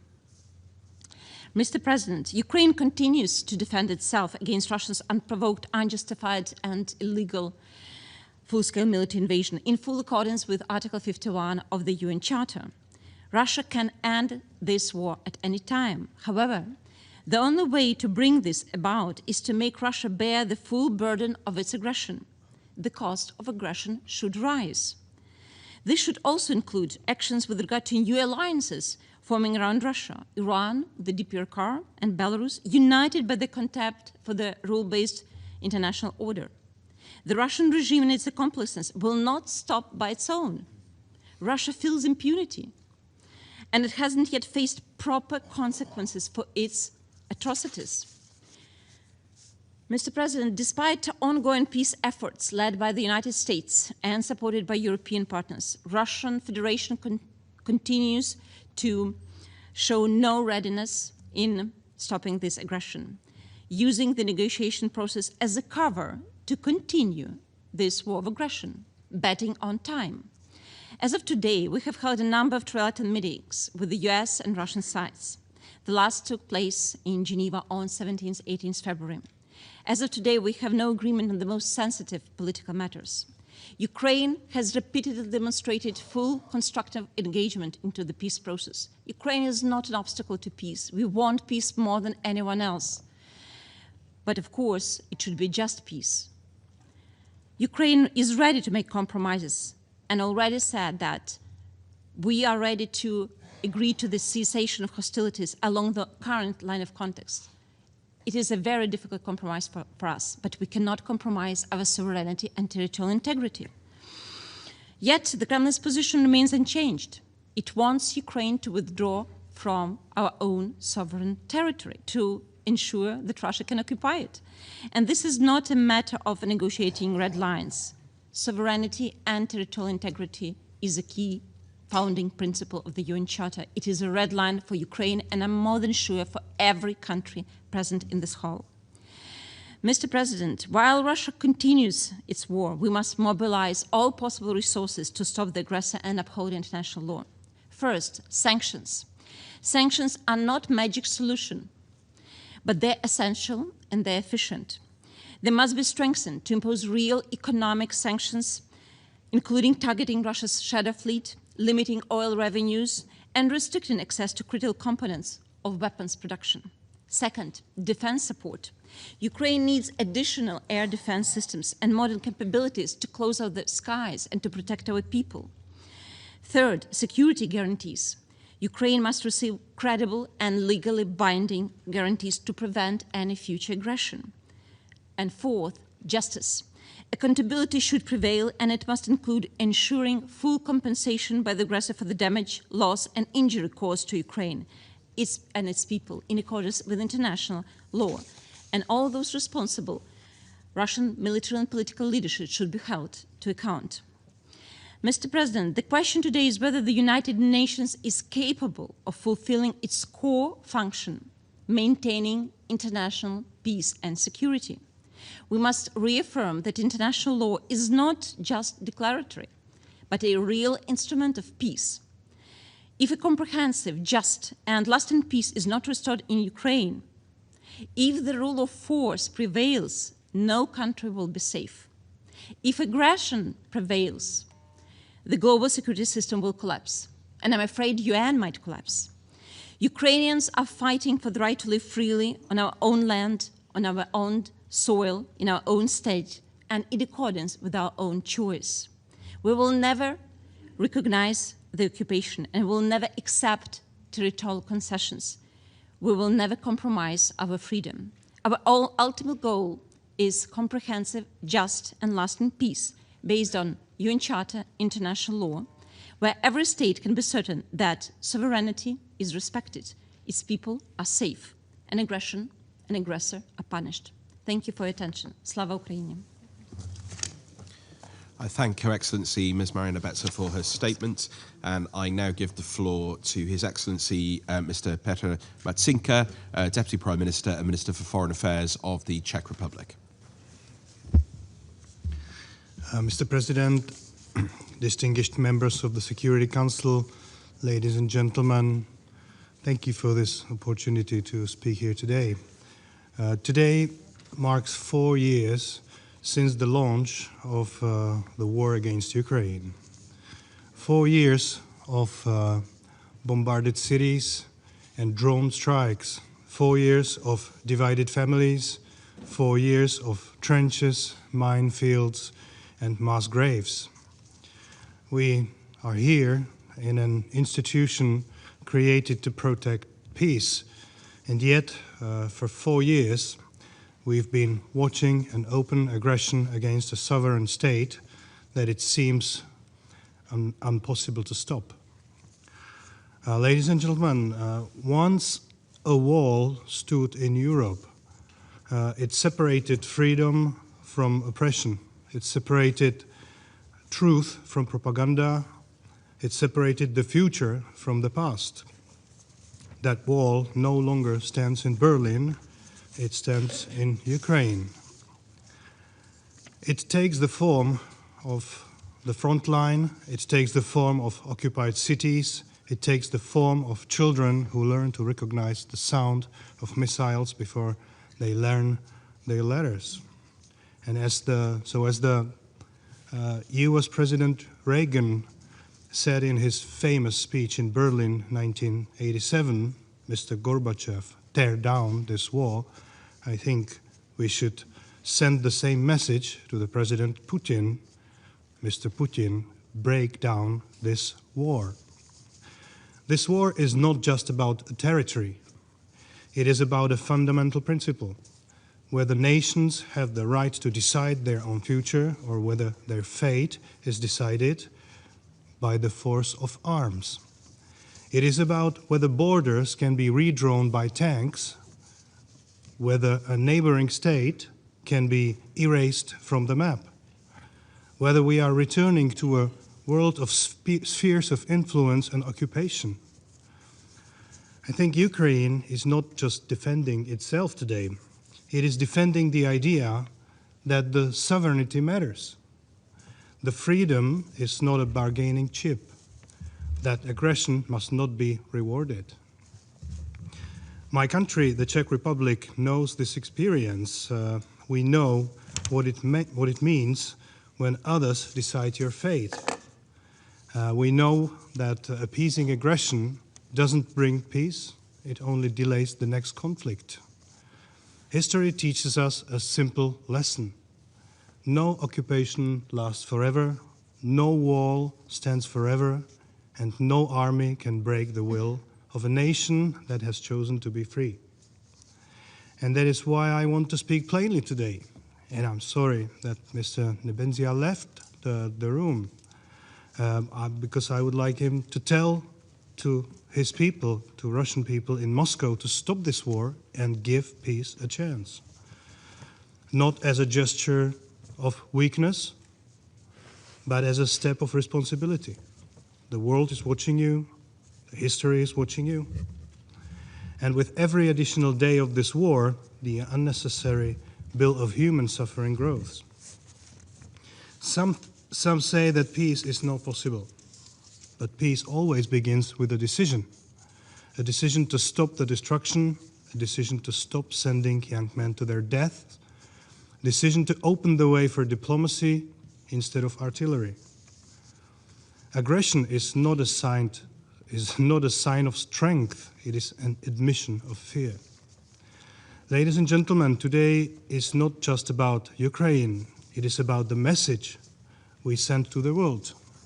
Whether we say that the war pays off, or that the civilized world stands with the victims, not the aggressors.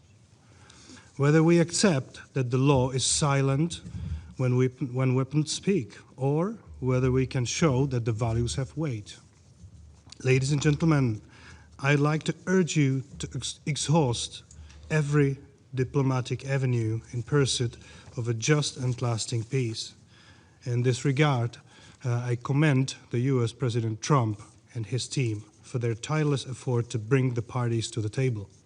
Talks, however imperfect, are infinitely preferable to alternative. The future doesn't have to belong to the trenches. It can belong to reconstruction, it can belong to cooperation, it can belong to a generation that will no longer know the sound of sirens and drones, as the representative from Liberia mentioned. But that future begins with a single decision. So please, honorable representatives from Russia, tell to your President Putin to stop the war. Thank you. I thank His Excellency Mr. Matsinka for his statement, and I now give the floor to His Excellency Mr. Michael Damianos, Minister of Energy, Commerce and Industry of Cyprus. Distinguished members of the Security Council, Mr. President, Cyprus fully aligns with the EU statement, but I would like to make some brief remarks in my national capacity. Today marks 4 years since the Russian Federation launched its full-scale invasion of Ukraine. We commemorate this solemn anniversary with reflection and with a clear awareness of our collective responsibility under the Charter of the United Nations. Cyprus reiterates its full and unwavering support for the independence, sovereignty, and territorial integrity of Ukraine within its internationally recognized borders. We support a comprehensive, just, and lasting peace, firmly anchored in the principles of the UN Charter and international law. Together with the European Union and its member states, Cyprus remains committed to an immediate, full, and unconditional ceasefire. We call on the Russian Federation to agree to such a ceasefire, to which Ukraine has consistently expressed its readiness, and to engage in genuine and constructive negotiations. In this regard, Cyprus welcomes the ongoing diplomatic efforts aimed at ending the war, including the involvement of the United States in advancing this process. For peace to endure, it must be just. Borders must never be altered by force, not in Ukraine, not anywhere. Any settlement must fully respect Ukraine's sovereignty and territorial integrity and include credible security guarantees to ensure its long-term stability and ability to defend itself. Cyprus speaks from its own historical experience. As a country that has endured foreign aggression and ongoing occupation for more than 5 decades, we understand firsthand the lasting consequences of violations of international law. Since assuming the presidency of the Council of the European Union in January, Cyprus has prioritized support for Ukraine, advancing political, financial, humanitarian, and military assistance, while also supporting recovery, reconstruction, and Ukraine's European path. The upholding of the UN Charter should never be selective nor optional. It is universal and indivisible. Sustainable peace can never come at the expense of sovereignty, territorial integrity, or political independence. Mr. President, Cyprus will continue to stand firmly with Ukraine and its people. Thank you. I thank His Excellency Mr. Damianos for the statement, and I now give the floor to His Excellency Mr. Lasha Salia, Deputy Minister for Foreign Affairs of Georgia. Thank you, Mr. President, ladies and gentlemen. We are gathered here today to mark another tragic anniversary of Russia's full-scale invasion of Ukraine. These illegal attempts to forcefully redraw the borders of a sovereign neighbor constitute a direct assault on the international rules-based order. They represent a blatant violation of the principles enshrined in the United Nations Charter and the Helsinki Final Act, and they have shattered the security architecture in Europe and beyond. Georgia unequivocally condemns the immense human suffering and widespread destruction caused by Russia's war of aggression against Ukraine. In response to these grave developments, Georgia is demonstrating its full solidarity with Ukraine through consistent political and diplomatic efforts, as well as by providing substantial humanitarian assistance and supporting Ukrainians arriving to Georgia.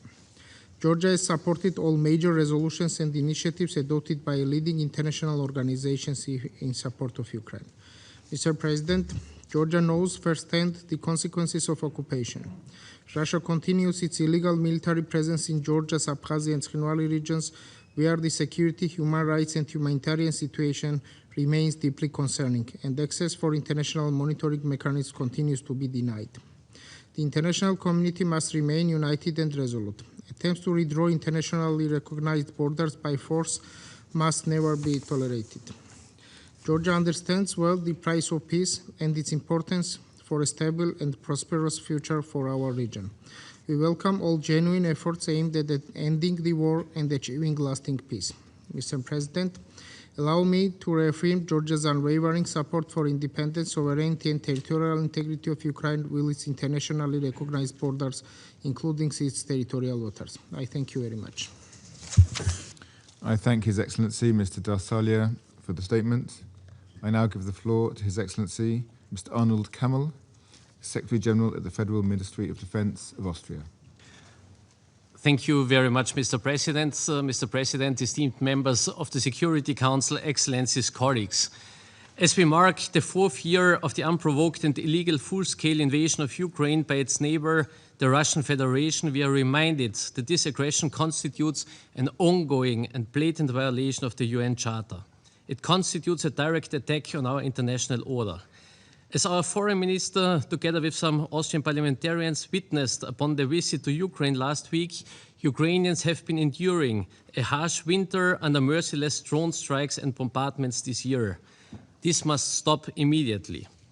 As all of you know, Austria is a militarily neutral country, but neutrality has never meant indifference. It also does not mean moral ambiguity in the face of violations of the Charter and international law. On the contrary, As a neutral country, Austria relies even more than others on the respect of our common norms and the strength of the UN Charter. As the international community, we should not, we must not accept that the most basic rules are undermined and weakened, while the ones violating the Charter shield themselves from scrutiny with the veto in the Security Council. Excellencies, colleagues, Austria does not provide weapons to Ukraine, but solidarity takes many forms. Since February 2022, nearly 100,000 Ukrainians have found refuge in Austria. Austria has provided 350 million euros of bilateral financial and humanitarian assistance to Ukraine and its neighboring countries.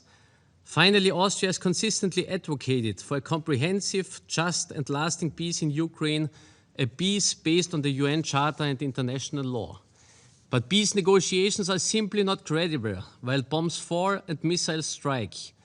We therefore need an urgent ceasefire, one that is actually respected, monitored and implemented.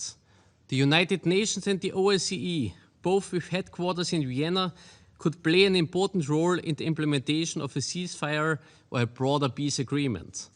Austria stands ready to support all genuine efforts towards peace, including by offering our good offices and hosting negotiations in Vienna, as has been done often in the past. And we will continue to do our part through humanitarian assistance, by raising our voice and by supporting dialogue. I thank you. I thank His Excellency Mr. Kamel for the statement. I now give the floor to His Excellency Mr. Stavros Lambrinidis, Head of the Delegation of the European Union to the United Nations. Thank you, President, and thank you to the UK Presidency for convening this meeting, and to USG DiCarlo for her powerful briefing on behalf of the Secretary General. On this tragic anniversary, our thoughts go out to the countless Ukrainians who have been subjected to unspeakable suffering and to the thousands killed during the past 4 years. The resilience of the Ukrainian people as they defend their country from brutal violence and stand up for the rules and principles of the UN Charter is an inspiration to us all. Exactly 1 year ago, the General Assembly adopted a resolution on the need for a just and lasting peace in line with the UN Charter. And the Security Council adopted Resolution 2774, Path to Peace, which implored a swift end to the conflict and urged a lasting peace. Russia voted in favor of that resolution. But in the years since, it has openly and shamelessly violated it by not stopping its attacks and instead massively escalating them. Here are the facts, dear colleagues. In the midst of a freezing winter, Russia has cynically and systematically intensified its targeting of Ukraine's energy infrastructure, deliberately also targeting civilians. In 2025, Russia launched over, listen to this number, 54,000 long-range drones and over 1,900 missiles against Ukraine in 2025, after that resolution was adopted at the Security Council. According to the UN Human Rights Monitoring Mission, civilian casualties in 2025 were 31% higher than in 2024 and 70% higher than in 2023. According to UNICEF, there was a 10% increase in child casualties in 2025. Almost all civilian casualties, 97% of them, verified by the United Nations, occurred in Ukrainian-controlled territories from attacks launched by the Russian army. So much for the Russian representative reminding us that Security Council resolutions are legally binding. That's rich. Dear colleagues, these are not the actions of a country interested in ending its war of aggression. Intentionally directing attacks against civilians and civilian objects is a war crime, and its perpetrators must be held fully accountable. The civilian population in Ukraine, including children, is paying the highest of prices. Let me recall that the General Assembly clearly confirmed last December the need to redouble efforts to facilitate the return of Ukrainian children who have been deported and forcibly transferred by Russia, and we look forward to an update on the UN Secretary General's efforts to that end. President, colleagues, the situation today is as plain as it is critical. Ukraine is ready for serious negotiations and compromises, as illustrated by their readiness to agree to an immediate ceasefire, de facto freezing the current positions of the battlefield. But Russia has not moved an inch from its maximalist claims. Our efforts continue to focus on achieving an immediate, full, and unconditional ceasefire and a just, lasting, and comprehensive peace in line with international law and the UN Charter. This is precisely what was confirmed today at the GA Hall by an overwhelming majority of UN member states. The European Union will sustain its diplomatic efforts with Ukraine, together with the United States and other partners. We urge Russia to end its aggression and call on all members of this Council to join us in this message to Moscow. To have peace, Russia must be made to realize that its strategy of pretending to negotiate while extending its aggression will no longer be tolerated. Third countries that enable Russia's aggression must stop doing so too. We condemn the continued military support provided by Iran, Belarus, and their DPRK, and urge all countries, including all members of this Council, to immediately cease any direct or indirect assistance to Russia. President, to conclude, let me reiterate that borders cannot be changed by force, not in Ukraine, not anywhere. Any future agreement must respect Ukraine's independence, sovereignty, and territorial integrity within its internationally recognized borders. It must guarantee Ukraine's independence, long-term security, and ability to defend itself. No one wants and needs peace in Ukraine more than the Ukrainians. No one. And no one has a larger stake in European security than the Europeans. It is time for Russia to stop the killing and leave Ukraine's territory, which they illegally occupy. Today, more than ever, action by this Council is needed to end a devastating war that has lasted for too long. Thank you, Mr. President. Well, I thank His Excellency Mr. Lambrinidis for his statement, and under Rule 37, I now give the floor to the representative of Lithuania. Thank you, Mr. President. Excellencies, we are entering the 5th year of Russia's unprovoked and unjustified war of aggression against Ukraine, and the 13th year since the illegal annexation of Crimea. This war is not only a tragedy for Ukraine and its people, it's a direct assault on the foundations of international peace and security. The scale of documented Russian war crimes and crimes against humanity speaks for itself. Cities razed, civilians deliberately targeted, millions displaced, critical infrastructure systematically destroyed. Let us be clear, this is a war of choice, driven by calculated imperial ambition. Human lives are treated as collateral damage in Russia's pursuit of power by a permanent member of this Council, entrusted with upholding the very charter it now violates. The forced deportation, indoctrination, and militarization of Ukrainian children, combined with the systematic attacks on civilians and widespread atrocities, point to patterns of conduct that raise profound concern about genocidal intent. These crimes demand accountability. Excellencies, Russia's aggression does not stop at Ukraine's borders. Lithuania and other countries face escalating hybrid threats such as cyber attacks, disinformation, sabotage against critical infrastructure, airspace violations, and the instrumentalization of migration. These are not isolated incidents.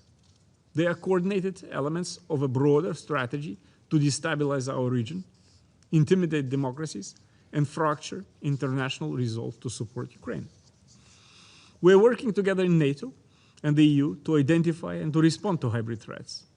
In this regard, I would like to use this opportunity to call on this Council to take these activities into consideration and address Russia's escalating behavior. Russia does not act alone. Belarus, the DPRK, Iran, and other authoritarian actors actively enable this war through weapons transfers, military cooperation, technology support, and sanctions circumvention. This network of enablers is expanding the conflict's geopolitical reach and undermining global stability. The UN Charter is unequivocal: sovereignty, territorial integrity, the prohibition of the use of force. These are not optional principles. Yet Russia continues to violate them while disregarding this Council's own decisions, including the Resolution 2774, demanding the cessation of hostilities. Colleagues, we have said it for 4 years and we say it again today: Russia must stop. Ukraine has demonstrated its readiness for a just and lasting peace. We support calls for an immediate ceasefire and meaningful negotiations, including diplomatic efforts advanced by the United States and its leadership, notably President Donald Trump, aimed at achieving a comprehensive peace consistent with the UN Charter and General Assembly decisions. But peace cannot be imposed through aggression. Any future agreements must fully respect Ukraine's independence, sovereignty, and territorial integrity within its internationally recognized borders, and guarantee its ability to defend itself. All members of this Council bear responsibility. Resolution 2774 must be implemented. The killings must end. And let us be equally clear. There can be no sustainable peace without justice. Accountability for international crimes committed in Ukraine is not optional, it's essential. We will continue to stand with Ukraine. We will continue to strengthen security guarantees. And we will continue to defend the principles of the Charter against those who seek to dismantle them. I thank you, Mr. President. I thank the representative of Lithuania for their statement, and I now give the floor to the representative of Estonia. President, distinguished members of the Council, 4 years ago, Russia started its unjustified and unprovoked war of aggression against sovereign Ukraine. Russia's aggression against Ukraine continues to be the biggest threat to global peace and security. It constitutes one of the gravest breaches of international law and of the UN Charter since its adoption. Unfortunately, Russia's neocolonial imperial objectives vis-à-vis Ukraine has not changed. Kremlin wants the subjugation of the whole of Ukraine and the overturning of European security architecture in order to reverse the collapse of the Soviet Empire, Soviet Union. And here we will find the real root causes of this conflict. Colleagues, the first step towards a just and lasting peace in Ukraine should be an immediate and unconditional ceasefire. We commend the efforts led by the United States to promote meaningful dialogue and advance peace. It goes without saying that any settlement must be firmly grounded in international law and in full respect of Ukraine's sovereignty and territorial integrity. Ukraine has consistently demonstrated that it is ready for peace. In contrast, Russia appears to be ready to continue its war of aggression until last Russian soldier and until Russia itself will collapse and disintegrate, sharing the fate of its predecessor, the evil empire. President, since 2022, at least 15,000 civilians have been killed and more than 40,000 injured in Ukraine by Russia, as verified by the UN. As we speak, in the coldest winter in the decade, Russia is desperately trying to use cold and darkness as a weapon to undermine the morale of the Ukrainian people. After 4 years of one major miscalculation after another and the loss of nearly 1 million soldiers, Russia still fails to comprehend the resilience of the Ukrainian nation. As Ukraine enters its 5th year of a full-scale war, almost 11 million people require humanitarian assistance. On our side, and in addition to continuous supply of humanitarian assistance, to alleviate sufferings of the Ukrainian people, Estonia will host the Ukraine Recovery Conference in 2027 in Tallinn. President, throughout its war of aggression against Ukraine, Russia has been using the full spectrum of heavy weaponry, including the so-called Oreshnik missiles, capable of carrying nuclear weapons, against Ukraine's civilian population and critical civilian infrastructure. Russia also managed to damage the protective sarcophagus of a nuclear power plant in Chernobyl. The aggressor even put the functioning of Ukrainian nuclear power plants and thus the nuclear safety of a whole continent into grave danger. Such totally irresponsible Russian nuclear roulette should stop immediately.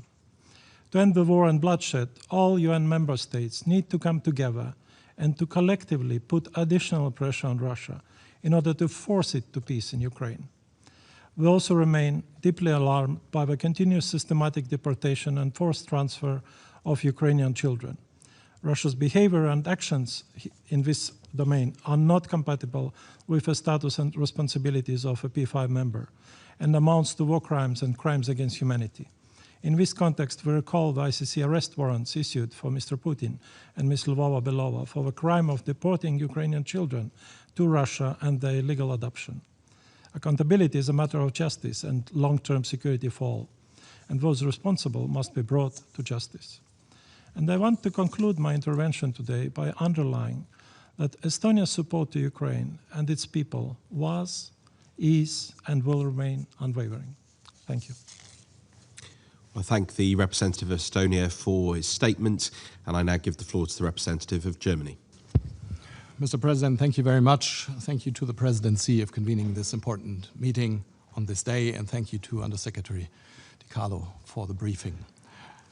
We mark the 4th anniversary of Russia's full-scale invasion of Ukraine, and Mr. President, you said it at the beginning, it is indeed a grim milestone. It is also a day to mourn the countless victims killed over the course of this unjustified and illegal aggression. Every day of more bloodshed is a tragedy, and it is an avoidable tragedy. The war could easily end. Time and again, Ukraine has reiterated its readiness to agree to an unconditional, immediate ceasefire. And time and again, Russia chooses to continue its brutal warfare. While apparently engaging in negotiations, but stalling in reality, Russia sends rockets to destroy Kiev's heating system, leaving hundreds of thousands of people, young and old, sick and healthy, exposed to Arctic temperatures. This war, colleagues, has profound consequences for Ukraine, but also for all member states of the United Nations in so many ways, many of which have been mentioned today in previous interventions. And one very important consequence is the violation of the most fundamental norms of the United Nations Charter. Our common security depends on all of us jointly upholding these most essential norms. So this morning, the United Nations General Assembly sent a clear signal that the reckless continuation of warfare is not acceptable, and that the rules that we have all agreed to as member states of the United Nations matter. Russia must finally agree to an unconditional ceasefire and seriously engage in negotiations. This war has to end, and we will not rest to work until a comprehensive, sustainable, and just peace is achieved. The people of Ukraine have the right to live in peace and security within the secure borders of their sovereign nation. Germany reaffirms its continued and unwavering support for Ukraine's independence, sovereignty, and territorial integrity within its internationally recognized borders. And what we do as Germany, I would like to underline at this point, for Ukraine and for European security, we do with partners, with allies, and with friends. And to our Russian colleague, who has unfortunately left the room, who selectively quoted from the speech of the German Chancellor in Munich, I would suggest that the speech was read and digested in full, because it clearly shows what we are doing and why we have to invest in our defenses, and the reason being the Russian aggression. And to not quote selectively, I would like to offer the following quote from the Chancellor's speech. Power politics in Europe is not an option for Germany. Leadership in a spirit of partnership, yes. Hegemonic fantasies, no. Never again will Germany go it alone. That is the abiding lesson from our history. End of quote. Colleagues, a lesson from our history and from World War II is that we have to abide by common rules that we gave each other and that we all supported in signing the United Nations Charter. And this is why we're here today, and this is what we're working with for with all of you, friends, allies, partners around the world. Thank you. I thank the representative of Germany for his statement, and I now give the floor to the representative of Sweden. Mr. President, I have the honor to speak on behalf of the 5 Nordic states, Denmark, Finland, Iceland, Norway, and my own country, Sweden. For 4 long and devastating years, the people of Ukraine have rightfully defended the country against Russia's full-scale invasion. Their resilience continues to command our utmost respect. Russia's aggression against Ukraine was unprovoked and unjustified. Its objective was and remains the subjugation of an independent member state. What the Kremlin envisioned as a 3-day so-called special military operation has instead become the largest military conflict on European soil in generations, with consequences felt far away beyond Europe. Mr. President, this war of aggression carried out by a permanent member of this Council constitutes a flagrant violation of international law and the UN Charter. It goes against the fundamentals of this organization, and in particular this Council, which has been mandated to uphold international peace and security. The General Assembly has repeatedly, again this morning, called for a sustainable and just peace in Ukraine, grounded firmly in international law, including the UN Charter. Respect for sovereignty and territorial integrity is not an abstraction. It is a foundation for our global system of collective security. Mr. President, important progress is being made on accountability, including the work underway to establish a special tribunal for the crime of aggression and an international claims commission. We will ensure that aggressors are held responsible and that Russia will pay compensation for the damage caused by its war. Russia's aggression cannot be rewarded. It would create a dangerous precedent. It is in our common interest as UN member states to ensure respect for sovereignty, territorial integrity, and political independence of all states, both large and small.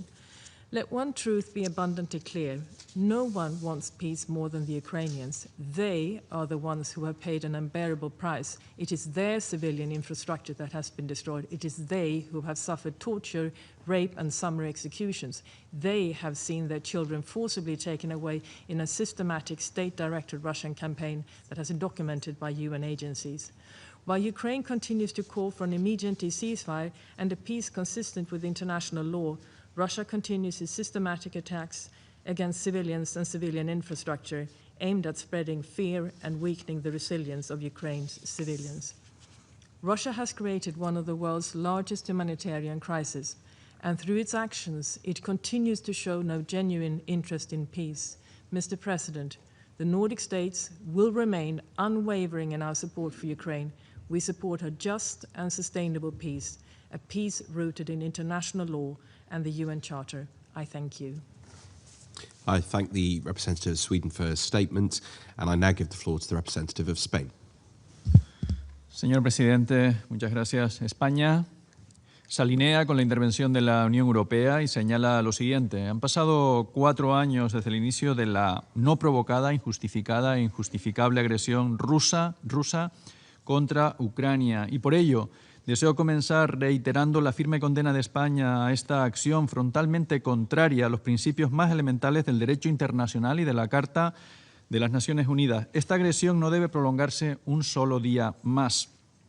Esta violación del derecho internacional resulta aún más grave por cuanto proviene de un miembro permanente de este Consejo de Seguridad, al que la Carta de las Naciones Unidas confiere la responsabilidad primordial en el mantenimiento de la paz y la seguridad internacionales y de salvaguardar los propósitos y principios de las naciones. Ningún argumento puede justificar una guerra de agresión que se traduce cada día en más víctimas civiles, en la destrucción sistemática de infraestructuras esenciales y en una crisis humanitaria de dimensiones globales. Rusia se dice dispuesta a la paz, pero en la práctica mantiene sus bombardeos indiscriminados contra la población y contra las infraestructuras energéticas, violando de manera flagrante el derecho internacional humanitario. A enero de 2026, Ucrania ha perdido más de la mitad de su capacidad de generar electricidad debido a los daños. La brecha entre la capacidad de generación y las necesidades de consumo ha causado interrupciones prolongadas en la electricidad, con civiles que solo tienen electricidad durante unas pocas horas al día o en algunos periodos no tienen durante varios días. La falta de electricidad ha privado a muchas personas del acceso a la calefacción y al agua en lo más crudo del invierno. Según los datos, se han producido más de 1.000 ataques contra infraestructuras sanitarias. Se han destruido o dañado 1.611 escuelas y el 95% de los prisioneros de guerra ucranianos liberados y encuestados han revelado haber sido objeto de tortura. Estos crímenes no pueden ni deben quedar impunes y requieren de una acción decisiva por parte de este Consejo de Seguridad. Rusia y sus dirigentes deben rendir cuentas por estas violaciones del derecho internacional humanitario y de los derechos humanos. España seguirá apoyando todos los esfuerzos diplomáticos encaminados a una paz justa y duradera, al tiempo que mantendrá su contribución política, financiera, humanitaria y de seguridad en el apoyo al derecho de Ucrania a la legítima defensa. La comunidad internacional debe apoyar un proceso de paz entre Rusia y Ucrania, pero una paz que premie la agresión no sería paz, sería una derrota del derecho internacional. La paz que se alcance ha de estar basada en los principios que han garantizado durante décadas la paz y la seguridad internacionales. De lo contrario, el orden internacional, la estabilidad de las fronteras, la independencia, la soberanía y la integridad de los estados de todo el mundo estarán amenazadas. Si permitimos que un Estado invada a otro, ejerza coerción sobre su soberanía sin responder por ello, ningún país está a salvo. Debemos reafirmar el orden internacional basado en normas que protege por igual a Estados grandes y pequeños. España seguirá de manera inequívoca al lado de Ucrania, convencida de que la agresión debe ser castigada y nunca recompensada. En el contexto actual de negociación de un acuerdo de paz, sostenemos que nada que afecte al futuro de Ucrania debe decidirse sin escuchar a Ucrania. El sufrimiento y la resistencia del pueblo ucraniano tiene que verse recompensado con un proceso de paz en el que participe directamente, en el que se tengan en cuenta sus intereses y su seguridad y en el que se exijan esfuerzos y concesiones de manera equitativa. Para terminar, señor presidente, nuestro mensaje es firme y no admite ambigüedades. Rusia debe cesar de inmediato su agresión y retirar todas sus tropas del territorio de Ucrania, dentro de sus fronteras internacionalmente reconocidas. Solo así será posible abrir el camino hacia una paz global, justa, duradera y basada en la Carta de las Naciones Unidas. Muchas gracias, señor presidente. Well, gracias. I thank the representative of Spain for their statement, and I now give the floor to the representative of Poland. Mr. President, Excellencies, 4 years ago, Russia launched a full-scale invasion in Ukraine, seeking to redraw the map of Europe and erase a sovereign nation. Many thought that such actions belonged to the dark past of the previous centuries. But Russia reminded us that her imperial craving for colonies knows no such limits. 4 years later, Ukraine continues to valiantly defend itself against the brutal onslaught. Every inch of Russian sluggish progress on the battlefield comes at an enormous price in soldiers' lives and suffering. And yet, more than 1,400 days since the start of the three-day special operations, it continues to wage the illegal war in full disregard for human life, including that of its own citizens. The reason behind it is very simple. Moscow does not want peace. Moscow wants Ukrainian capitulation, while Ukraine wants peace, and that's the difference. Despite the diplomatic efforts of Kyiv, our partners in Washington, D.C. and the broader international community, Putin continues to seek a total subjugation of Ukraine, as we also heard today from the Russian ambassador. Excellencies, already today, this aggression does not stop at Ukraine's border. We feel it in Poland through hybrid attacks, sabotage, and cynical attempts to destabilize our society. So do many of our partners across Europe. Make no mistakes. These actions will not undermine our resolve to help a nation under attack. But they do carry a risk of escalation that should concern us all. And I want to put this to attention of this Council. Mr. President, through this aggression, Russia has betrayed the very principles of the UN Charter and international law. Violation made it all more shocking by the fact that they are committed by the permanent member of the Security Council, the very member that last year voted in favor of the resolution calling for a swift end to the conflict and urging a lasting peace. Excellencies, Russian attacks on Ukraine remain systematic and deliberate. Nearly every day, drones and missiles strike Ukrainian cities and critical infrastructure. Attacks on energy infrastructure represent a calculated weaponization of winter. The strategy is simple: to break civilians through frost and darkness. This is terror elevated to the level of the state policy. We categorically condemn such attacks and refuse to remain indifferent. This policy is, however, failing. Ukraine is not defending itself, it is repairing, building, and preserving. This commands our deepest respect. Our thoughts are with the victims, but our actions must be with the survivors.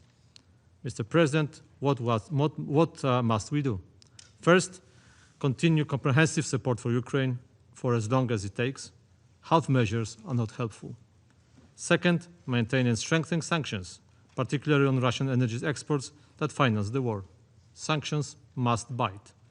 Third, persist in diplomatic efforts toward a just and lasting peace, defined and accepted by Ukraine as the victim, not the Russia as the aggressor. On our end, Poland will not waver in its support to Ukraine, be it government-led aid or heartfelt assistance from our citizens, NGOs, and the faith-based organizations. We have been helping Ukraine from the day one and mobilizing others to do so, and this will not change. It is my hope that a year from now, we will not be sitting here repeating the same pleas. It is time for Russia to end this war and finally understand that the era of the Russian Empire is over. Neither White Empire nor the Red Empire, for which the Russian ambassador was longing for today. Thank you. Well, I thank the representative of Poland for their statement. And as there are no more names inscribed on the list of speakers, I want to thank all speakers for their contributions. Wish you all safe journeys. This meeting is adjourned.